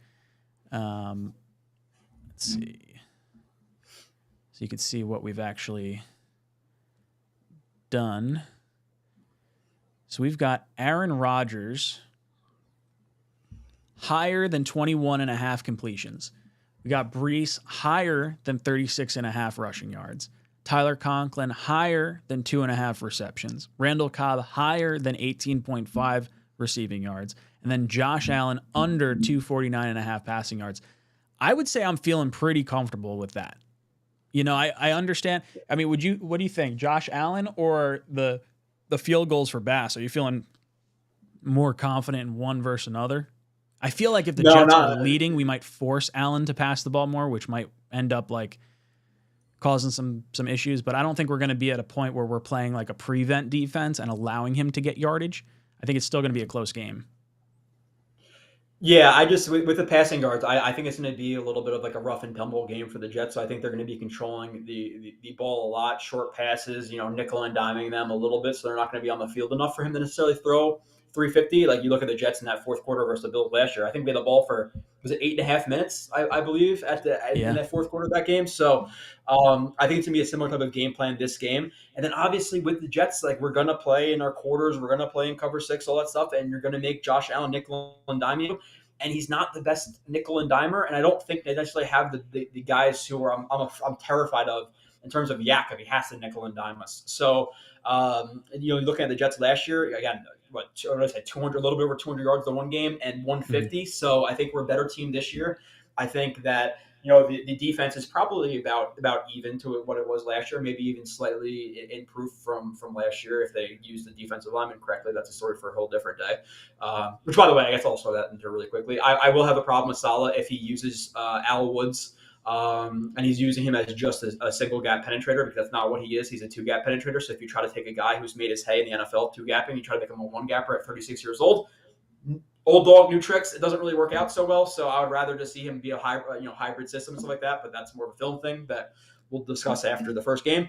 So Joe, can you explain to some of the people in the cockpit, when you say 1-gap versus 2-gap, what are you referring to? Yeah, so it's really simple. So the Jets in their defense is like a 4-3 penetrating front. So they're going to penetrate each gap with a player. So a player is assigned to a gap. And it's not necessarily so simple as, okay, you're assigned to a gap, because you can have an exchange, and basically let's say an exchange on the edge. It could be, let's say, Jermaine Johnson with Quincy Williams behind him. Jermaine Johnson has the flexibility to hit the C gap on the edge right there, or the B gap, and then the linebacker behind him has to read him. And then, okay, he fills the opposite gap of the defensive lineman. So it's not always as simple as, okay, you just fill that gap. But they try to penetrate gaps to try to get to the ball carrier quickly. Where other defenses will 2-gap, and basically they're holding the point of attack to control 2 gaps, because you have a gap to the offensive lineman's right, you have a gap to his left. So if you control him, you can control 2 gaps to his left and to his right. But it's a little bit more read and react, and you can get dictated to a little bit more. So there's benefits and positives to both. That those teams who 2-gap are going to be more better versus screens and misdirections and things like that because their eyes are up, they're running their feet, they're kind of in the same place where they might not get as many sacks as a 4-3 team. Where a 4-3 team, okay, you're gonna be penetrating and stuff like that. You may get more sacks because you're trying to penetrate those gaps. You're not necessarily reacting like read to or pass the run. But with that being said, you saw the Jets last year, traps, misdirection, screens really hurt them at times because they're getting up the field so quickly. So you have those two different fronts. Then you have really good defensive coordinators. Obviously Bill Belichick is one of them, and he'll do hybrid fronts where you have guys who are both penetrating and guys who are two-gapping, so it's really hard to read them. Al Woods, he's not the most explosive guy. He can get through a gap really, really quickly, so you want him in the middle of your defense holding up against the run. Or holding two gaps, because one of my problems with Al Woods and just in general in his game is when he does rush, he tends to rush high. And part of that is him trying to be aggressive and just rush quickly. He tends to get high. So if you're going to ask him to rush quickly all the time, then he's going to be high all the time. You're exposing probably like part of his game. So I get it at times, but let's not make him a new player at 36. So there's a few things with the Jets I'm looking for in their coaching staff. I think the whole thing with Robert Saleh and the time and his bad clock management, I think that really stems from one Lions game that kind of got planted in everybody's head, but past that, it hasn't been so bad. But my biggest problem with the coaching staff, whether it be the offense and defense, is the hockey substitutions. It cannot be that anymore. You cannot have situations. Last year, there would be key red zone situations where we're running out Braxton Berrios and Denzel Mims when you have Garrett Wilson on the bench, which didn't make any sense. And then you'll have a big play where it's 3rd and 1, and it's Nathan Shepard, Solomon Thomas, and Josh Martin out there. I'm like, what are we doing? So they need to change that. And then specifically with Al Woods, I get everybody else penetrating, but you got him to stuff the run. Let him stuff the run the way he knows how to, and that's in a hybrid front, letting him two-gap while everybody else is penetrating. So, yeah, to kind of branch off that, I feel like Buffalo could have some success if they decide, or not even just Buffalo, but teams against us in general. If they run a hurry up against us, it feels like we do want to substitute those lines over and over again. So we might, if you have like a long run, say on a 2nd down, or you have a situation where you want to pass, and we still have Al Woods in, or whatever our maybe a heavier package is in, they might run up to the line of scrimmage and try to force us to just play the pass with what we may define as more of a run defensive line. Now I do think our defensive line is so good on each first rung, second rung, and even like the rotational guys after that I think there's enough flexibility. But do you think there's any? Do you think they might try to do a little more hurry up to maybe put us in some weird positions? I would. If I was the Bills, I just don't know how much they actually do that. I think they do that maybe a little bit. But in situations where you have like Al Woods, okay, let's pass the ball a little bit more. Obviously, we can gas that guy out. But yeah, that was my biggest gripe with us and the coaching staff last year was the rotation. So let's use guys correctly. And I think honestly, the defensive line has probably taken a step forward this year just because of years of experience. You have Lawson, who is another year healed. You have obviously adding Will McDonald to the group as well, and then you lose you lose Rankins and you lose Shepard. But I think Quentin Jefferson and Al Woods, if used correctly, are an upgrade over those two guys. But yeah, in terms of subbing those guys out, and if you do those full hockey substitutions and you get a look where, listen, again, good players, but would you rather go against Quentin Williams, or JFM and Lawson and all those guys, or if they sub in Solomon Thomas, Quentin Jefferson, Michael Clemens, and Huff? Okay, let's hurry up and let's run it down these guys' throats, something like that. So, but if the Jets substitute correctly, then we shouldn't have to worry about that. So, fingers crossed. As you guys can see with Underdog, pretty easy. I shouldn't say easy, but fun to kind of go over all these different contests and the higher and lowers. And for just $10, you could possibly have a $200 payout on these 5 players: Rodgers, Brees, Conklin, Cobb, Allen. If you feel like you got some pretty strong knowledge, I feel like this is a pretty, I don't say easy way to make some quick money, but it's at least fun. I enjoyed it. And like I said, guys, the Pick'em isn't available in New Jersey right now. It is available in New York and a bunch of the surrounding states. You can do the daily fantasy, which we'll take a look at another time.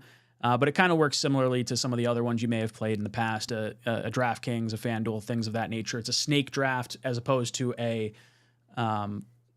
financial salary cap style daily fantasy. So that's the only difference there. But if you go to Underdog Fantasy, link in the top of the description, and enter promo code JETS247, you'll get 100% match up to $100 on your first deposit. So I highly encourage you to go over there and support the channel. We're going to have Underdog with us the entirety of the season, so it's going to be a lot of fun. We'll be going through a bunch of things throughout. Cool. But yeah, we got a lot to talk about. I mean, heck, Dallas is thumping the Giants right now. It's not even the end of this first half. It's 26-0 right now. Have you kept an eye on that at all? Or like, I'm watching the chat and people are making comments and I'm like peering up. I'm like, oh man, I don't know what's going on, but it doesn't look good for them. Yeah, if you're seeing my eyes drift upwards, it's because I'm watching the Giants game, and I don't like Dallas. I definitely don't, but I'm definitely moved. The Giants just missed a field goal to try to get on the board. Oh, mother trucker, I'm behind you. Okay, sorry. I apologize. That's all right. I'm sorry. As it was coming out of my mouth, I was like, oh, this is not good. Nah, that does make me smile. Yeah, so didn't Cano just get a bunch of money too? I honestly couldn't. I think he just signed a contract, like a 3-year, like I want to say it was like $18 million deal or $15 million deal. Now, going into this game, were you rooting a specific way for this game to play out because we're playing Dallas next week? Because my thinking, I'll go first with this. My thinking is I want Dallas to win so they don't go into their home opener with that desperation and needing to win. So maybe after this win, they're feeling a little bit overconfident. You know, we got the Giants. We're going to wax the Jets at home. So I'm very happy with how this is playing out. And the fact that the Giants are getting their asses kicked, which is always good because I am the only Jets fan in my entire family, minus my wife and my mom, because I converted them. But other than that, it's all Giants fans. So, dude, that's rough. Yeah, I'm right there with you. I feel like if Dallas can win by a lot, there's going to be a little less juice to needing to feel like they have to put the extra effort in against the Jets. Now, if the Jets go out and absolutely dismantle the Bills, then maybe that heightens that sense of urgency. But I think that Giants Dallas matchup is always such an emotional hit for the team. It's almost like us when we go against the Patriots, right? We're emotionally gassed after that, or at least I feel like the players are after that. It always feels like we have a letdown game after that. And I feel like if the Giants were to somehow beat Dallas and then Dallas is pissed off and they're like, all right, now we got to focus on the home opener, then it puts us in a little disadvantage of a situation. But overall, I feel like our defense can play against any team's offense in the league. And it's really just a matter of how much do I trust our offense and our offensive line against their defense and their defensive line. And Dallas has a really good friggin' defense, and I would say that scares me a lot. Is there a side of the ball that you find yourself maybe a little more nervous on, or how do you feel about Dallas overall? I'm worried about the guy rocking number 11 for them. You're talking about Becton struggling with speed and all that stuff. He is a top 3 edge rusher in the league. To me, it's probably Watt. Well, 4 or 5, let's say, because I think Bosa's in there too. Bosa, Watt, Garrett, and Parsons are probably my top 4, not in any specific order. So, and now that he's focusing like squarely on DN, or apparently he did, and I saw he had at least 1 sack this game. So I'm concerned about that. Now, can you neutralize him a little bit with the quick passing game? Yeah, but then how does that in turn play to a guy like Trayvon Diggs who likes to take chances? Now, hopefully you hit him with a couple of short passes and you see he's jumping it, pump fake, boom, over his head for 60. Yeah, so over his head for 60. So that's what you got to hope for. But Dallas, like we've handled them relatively well the last few years. So I'm not super like I know they're like a powerhouse, but I think they may be talked about a little bit too. Like they might be getting too much hype this year because they always kind of start out strong, which is obviously our problem because of course we're getting them week 2 and they fall off later. But I don't think there's some like impenetrable force. So it's definitely more of the defense and the defensive line versus Aaron Rodgers. Because their offense, obviously they have some players, still a decent offensive line. CD is good, but I'm not so concerned with him with our corners. So I think if they could, put up some points on that Dallas defense, we'll be fine containing them with our defense versus their offense. Yeah, I tend to think that Rodgers always has a chip on his shoulder, and just going against Mike McCarthy again, like he's kind of a Dallas killer, right? Like it's sort of that's my only like hope right there. Aside from like the Jets team overall just being really good, I think after this game we'll have a better idea of where we stand. Well, obviously we'll have a better idea where we stand.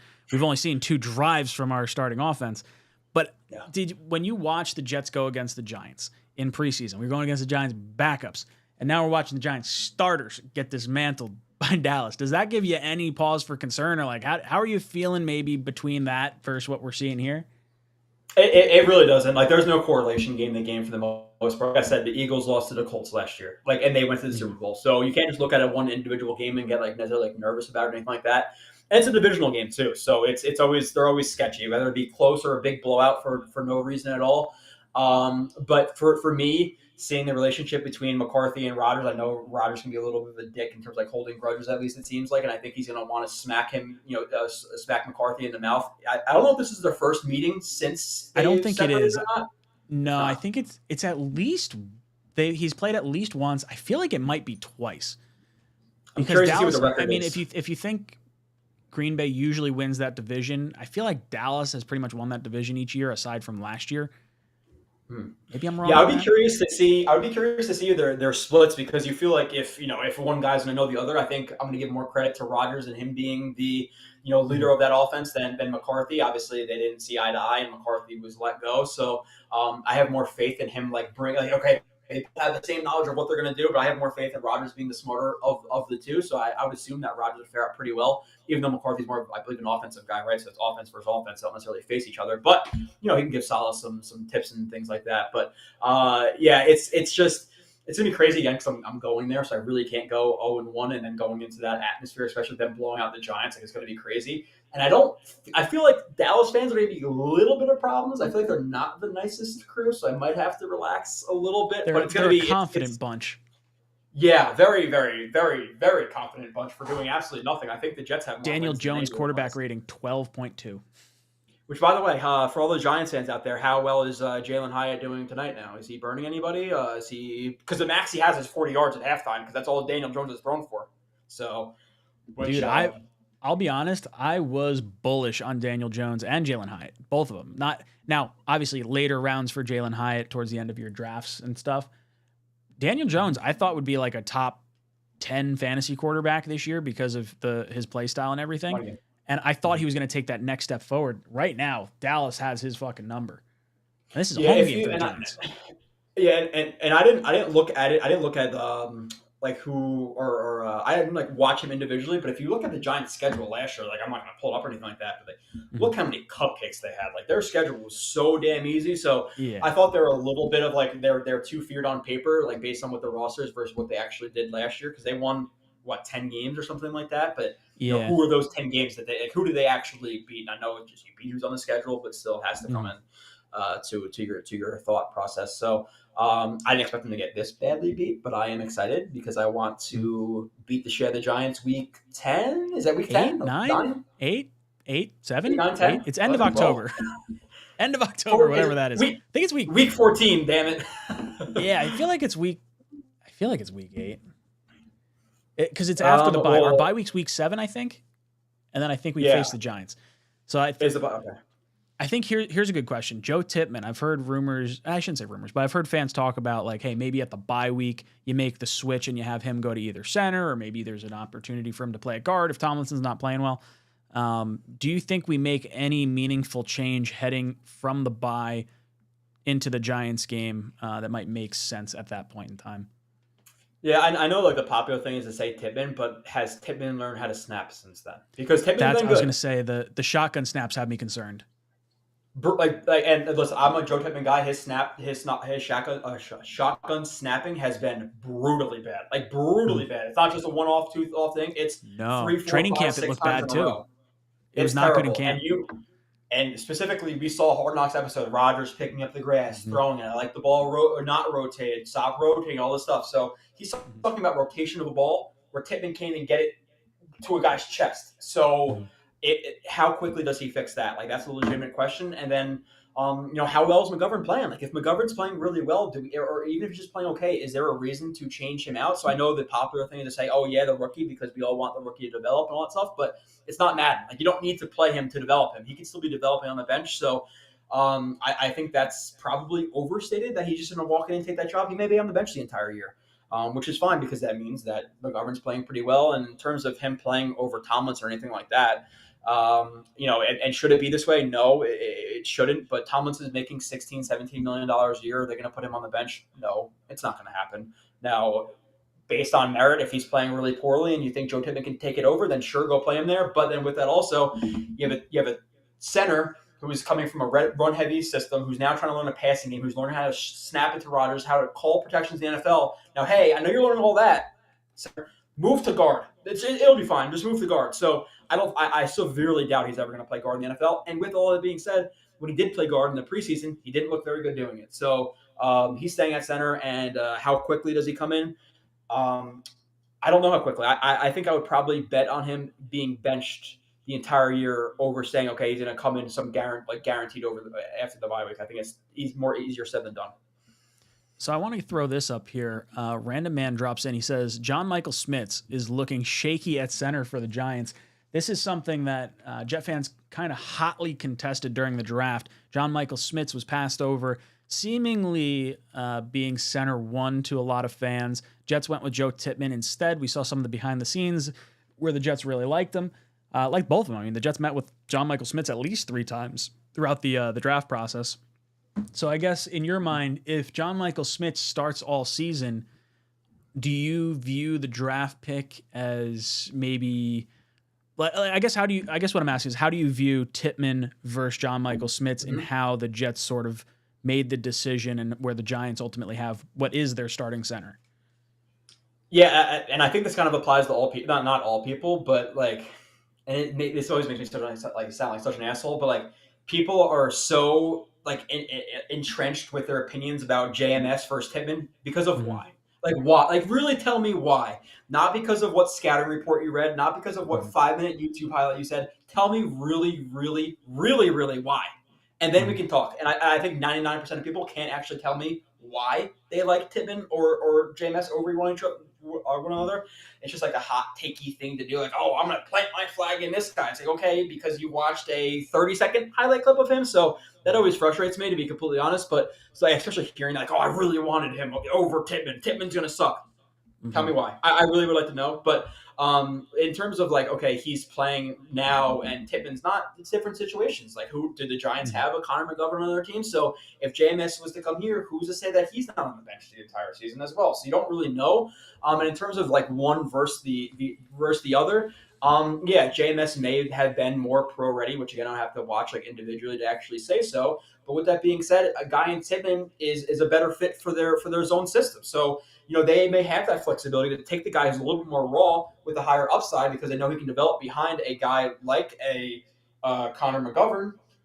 Whereas JMS, if he was supposed to be the day one starter, then maybe the Jets would have drafted him. But having the flexibility of having McGovern, they drafted Tippmann. I think it's a more deep conversation to say, this guy versus this guy. And it's not an insult to you or anybody, but you know what it is, Ryan. That's especially JetX. JetX's thing is not just doing I like this guy because of YouTube highlights. That's legitimately that's 90. It's kind of what I do, Joe. It's I'm sorry, kind of my thing. That's why I bring you on here. I try not to do just that thing. But exactly. And the funny thing about that is, Ron, that's the thing that's really, really crazy to me. You'll have, let's just say, Jim, who likes JMS, and you'll have Dave, who likes Tippmann, and they both watch the combined 2 minutes of these players, and they'll get in fistfights over this stuff because of Twitter threads. Dude, people fighting over nothing they know about. It is the wildest thing to me. I think that can extrapolate to a lot of different topics. We're not going to get into that. Yeah. So with that being said, who gives a shit? That's a good answer. I like that a lot. Adrian comes in and says, AFC is more stacked than the NFC. The teams to beat in the NFC are the Niners, Eagles, and Cowboys. Is that kind of what you're seeing, Joe, as far as everything that we've seen today and maybe expect for the season? The Eagles, I think, are a popular pick just because they were in the Super Bowl last year. Their team seems to be pretty much intact.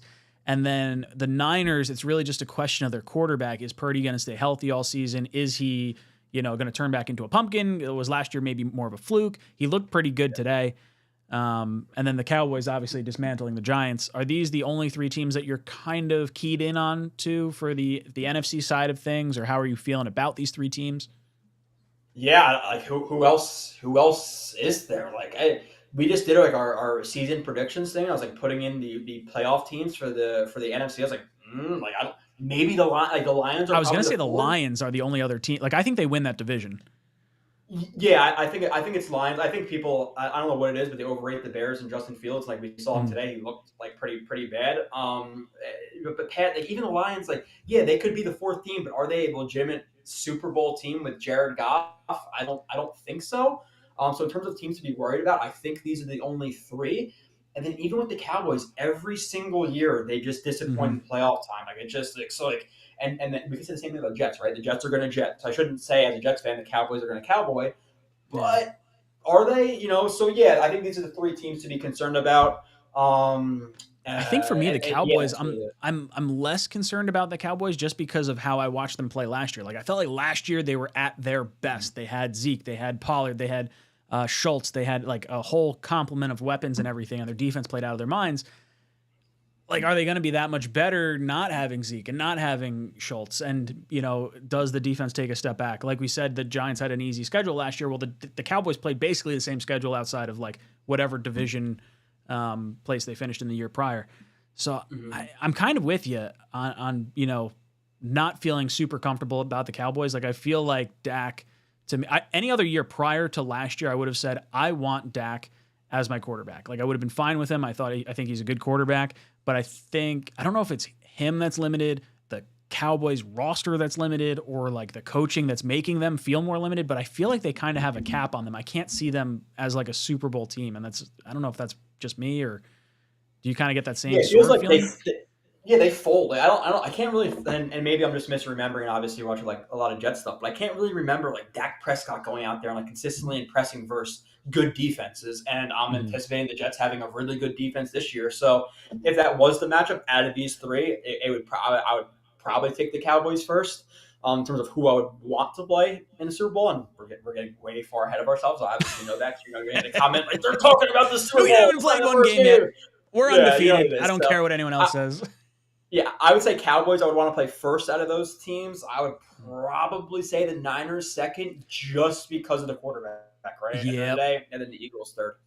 Yeah, I would say of all these teams, I think matchup wise, the quarterback with the Eagles, Hurts is just a very tough quarterback to go up against. On the AFC side of things, I would say the Ravens would probably be the one team that kind of give me the heebie-jeebies. I mean, I guess Mahomes too, but Lamar and like the running style quarterback is just such a different type of stress that gets put on a defense. I do think they take a step back though this year because I think they're getting away from what they did to be successful with Lamar and make him MVP, and now they're going to try to make him passing Lamar. And passing Lamar could still be good Lamar, but he's not Lamar MVP running the ball for 1,000 yards Lamar. So like I'm worried about playing them, but I don't think they're going to be as good of a team. Like really, it's the Chiefs, right? And it's not only the Chiefs because of Mahomes, and this is kind of obvious too, but it's Kelsey. We're talking about with Bills. I'm worried about Kincaid and Knox. I'm really worried with Kelsey, with Goddard, with guys like that because the Jets struggled in the middle of the field in terms of the coverage with tight ends, and that's been our bugaboo forever. And now our linebackers are better than they used to be, but still, if there's one weak area of the defense, it's attack that intermediate level with the linebackers. So the Chiefs and Kelsey, I don't know how you contain him. So that's definitely still the biggest threat in the AFC for me. So before we go and give our final thoughts on the game, I want to get your opinion on the wide receiver position and kind of the thoughts of maybe trading for a wide receiver. We've seen a bunch of rumors pop up over the course of the last month or so, or really since Corey Davis retired and freed up a little bit of cap space, and now the Jets are kind of like, well, who's wide receiver 2? I don't know how you felt, Joe, but like Corey Davis was wide receiver 2 for me. I was very much looking forward to seeing him play. Oh, yeah. Do you think he is done retired, or do you think he's just taking a leave of absence and may come back at some point? Like, where do you fall on this, and do you think the Jets trade for a receiver? I would love to just have him randomly walk back into the locker and be like, surprise, but I don't think it's going to happen. I think everybody in the receiver corps is now elevated one spot too high. Like that's what I've been saying. Garrett Wilson's the one. I'm obviously very cool with Garrett Wilson being the one. Like he's a stud. He's going to be a top 5 guy at the end of the year, in my opinion. Lazard is a solid, decent number 3, not a solid, decent number 2. You do not want him as your number 2. McCall Hardman is a solid number 4, deep threat, yak guy, trick plays, all that stuff. But 11 personnel is the heaviest personnel in the NFL for every single team. It doesn't matter. So he's kind of your quasi starter at this point, and you do not want McCall Hardman starting. I'm sorry. There's a reason he got $5 million.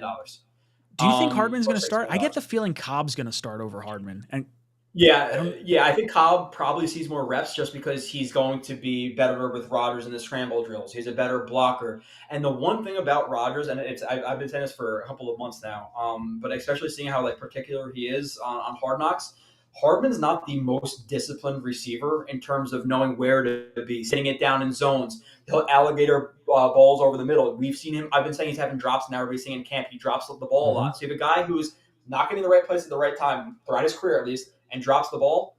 Is Rodgers going to love him? I don't know.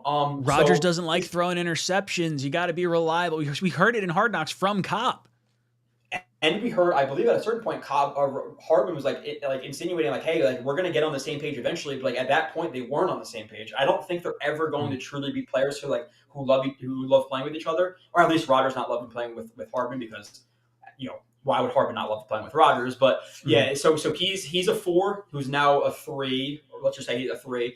Cobb was a good 5 who's now a 4/3. So everybody was cool in their spots. And Davis has a 2, is a little bit, he's a little bit over elevated there, but I was at least comfortable with it.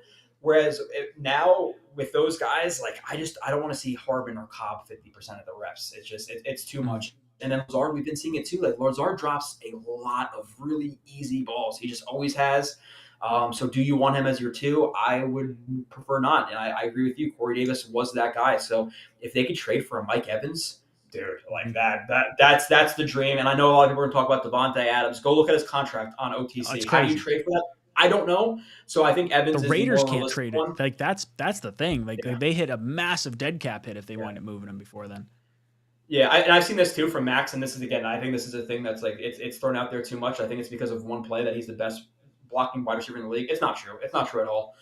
He's solid. Kupp is much better. Corey Davis was much better. Just because of one play where he took out 3 guys does not mean he's the best run blocker in the league again. But he's solid, but he just drops too many balls and he's not dynamic. Like he's he knows where to be. He's good vertically. Some contested catches, but he's just not a dynamic receiver. And you're in a league where now we're facing teams like the Bengals who have like guys like T. Higgins out there, and I get the Bills have Gabe Davis, and who are the Chiefs without Kelsey? I get all that, but we don't have Mahomes, we don't have Andy Reid, we don't have all these guys. So I was comfortable with Davis as the 2. I'm not currently comfortable with the wide receiver core. I don't think it's a great spot going into the season. That's just being honest.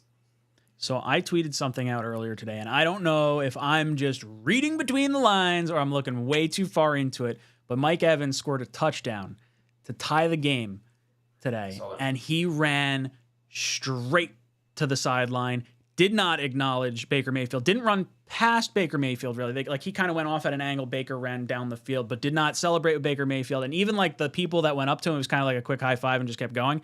And I don't know if that's just what Mike Evans does all the time, but it felt very intentional. And for him to have a contract dispute and to not end that dispute, but basically stop contract negotiations yesterday, for him to score that touchdown and not be like overly enthusiastic that you just tied the game and like kind of palling around with your teammates, that felt like a guy that doesn't necessarily feel like he wants to be in Tampa Bay anymore.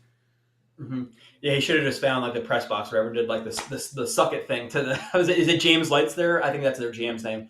I could be wrong, but yeah, it's crazy in terms of that situation. Like I didn't know why the Bucs were holding on to him at this point because they're not going anywhere with Mike Evans. They're not going to be anywhere when Mike Evans is still a good receiver. So for the Jets to add a guy who can get 1,000 yards. I know people I see in the chat like, oh, the Jets are okay at receiving court. Yeah, and we're used to okay as Jets fans because we're Jets fans. Mm-hmm. But being okay in the AFC is not good enough now. You need to have some studs. And Garrett Wilson and then a bunch of just dudes in the passing game isn't enough to me. I get that. We like, or I like Conklin. We like Uzama. We like Rucker. We like Lazard. We like all these guys. If they're on other teams, you'd be like, they are what they are. So we need another guy in the passing game, in my opinion. It's not like I'm not like forcing like, oh, let's get the cap held. What if we get Cook in the backfield with Brees lined up in like the slot? Like what if that winds up being our like receiving option? Like that, like there's some weird things we could do as like an offense from like our total weapon perspective that maybe you could hide some things at receiver. Yeah. Now obviously something happens to Wilson, we're up Schitt's Creek. But like something happens to Lazard, I kind of feel the same way. Like I don't know. I'm in a weird spot. But what if I could tell you that you don't have to hide stuff because we have $20 million in our pocket and we can just spend it and not hide anything? Like that's where I come from. You know, like, we can talk about, hide this, do that, pony sets, all this stuff, but I'd rather do all that stuff and have Mike Evans. Like, why not? We're going for it. So like, that's my opinion. Like, it's not okay to be okay or just good. Like, their Jets receiving core right now is mid. It's just mid. I get having, we're basically giving Rodgers what we complained about or we not bitched about, but from the outsider's view, like, oh, he doesn't have enough in Green Bay. Kind of had the same thing now. It was Devontae to Garrett, which Garrett's let's say he's a downgrade for now, and then similar kind of roster, So if we can give him Mike Evans and you pair him with Garrett, I think that's a Super Bowl winning type of wide receiving core. So. Yeah, I would say Mike Evans is my number one receiver I would prefer to trade for. Like, yeah, there's other guys. Oh, yeah. Maybe a Tyler Boyd would be someone that would interest me as well. You got Darnell Mooney, Hollywood Brown, Devontae Adams. I don't think is realistic. I mean, maybe an off shot in the off season that happens, but I think that's even far fetched. I think I'd rather get Mike Evans after the season for free if they wind up not trading him. I think what's going to happen is Tampa Bay is going to try.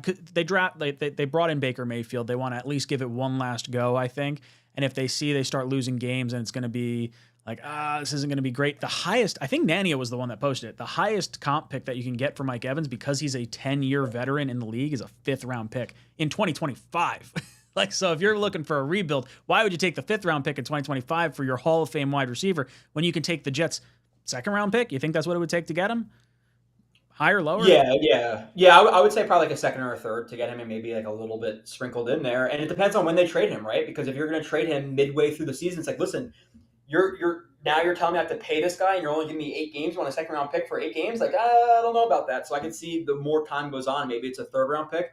Now, unfortunately, they won today, right? Because I remember watching that game like, please Bucks lose. I think they actually won. So that's I think not ideal. They may have. I was flipping back and forth, and I saw when it was tied. I don't know if I saw the ending to it. They were playing the Vikings, right? Yeah, they did. Yeah, it was the Vikings. They won. They beat the Vikings. So then you know what? It wasn't just the Seahawks that screwed me. It was the Vikings that screwed me, because I had the Vikings also in that. Yeah, there you go. Yeah, I don't know. So it's not, oh, we're bad. It's we could be better. Why not be better? Like, at the end of the day, that's all it boils down to. And if Mike Evans is not going to drop that 3rd and 3 slant in the AFC Championship game, and because you didn't get him, now it's McCole Hardman drops that, we're going to wish we had Mike Evans just for that one play. Centimeters matter in the NFL. One catch matters in the NFL. One play matters in the NFL. So let's get Mike Evans. Like, that's the dream. I don't think the receiving core is bad, but I'm not like necessarily comfy with it. Brian drops in. He says, over the cap says we have less than $10 million in salary cap space. Yeah, I did a video about it the other day, and when I had looked after the Corey Davis retiring or something like that, at one point we were at like $19.5 million in salary cap per over the cap. And then I looked, I think within the last week, after the practice squads were all done, and it was like 9.5. And I'm like, where did all my money go? What just happened to the salary cap? So I don't know if there's still things that have to shift around and money hadn't hit, or maybe things didn't hit by the time I looked at it initially when I said 20 million, but I definitely thought it was a lot higher than that. Again, $10 million though in salary cap space is a lot of money to work with in season, because whatever guy you're trading for, I mean, even look at Quinnen Williams' cap hit this year. I think it's less than $10 million. I think it's like $9.5 million for the season.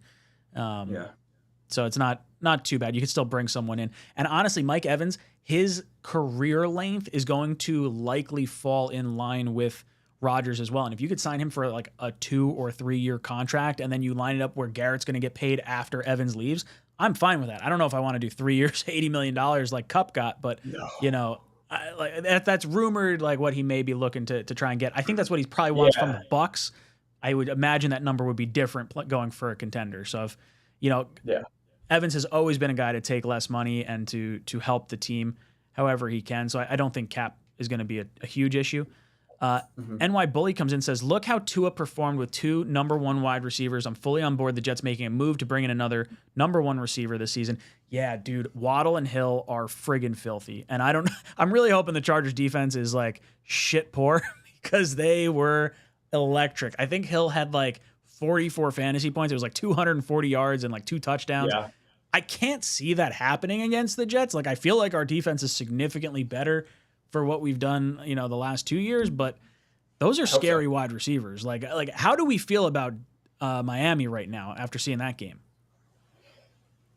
You have to be concerned about their receiver, and like you said, or the chat said, like, why not have two number ones? Like, what's the harm in that? I know that we'd be writing home about the receiver core we had now, or that we have now 5 years ago, but it's not 5 years ago. Like, we're not trying to win six, 7, 8 games. So you're trying to make a push for the playoffs, and like you said, we're competing now against guys like or receiver cores that have guys like Hill and Waddle, like Higgins, with Chase. So we're going into that with Wilson and Lazard. Like it's just not, it's not necessarily enough. So again, I would like to add to it, but yeah, no, they're stacked, dude. And Tua's he's good for what they asked him to do. Like, he's more of like a system quarterback, get the ball out quick, RPOs, good decision making. This game he went a little bit past that. Like, he had one of his best games I've ever seen him have.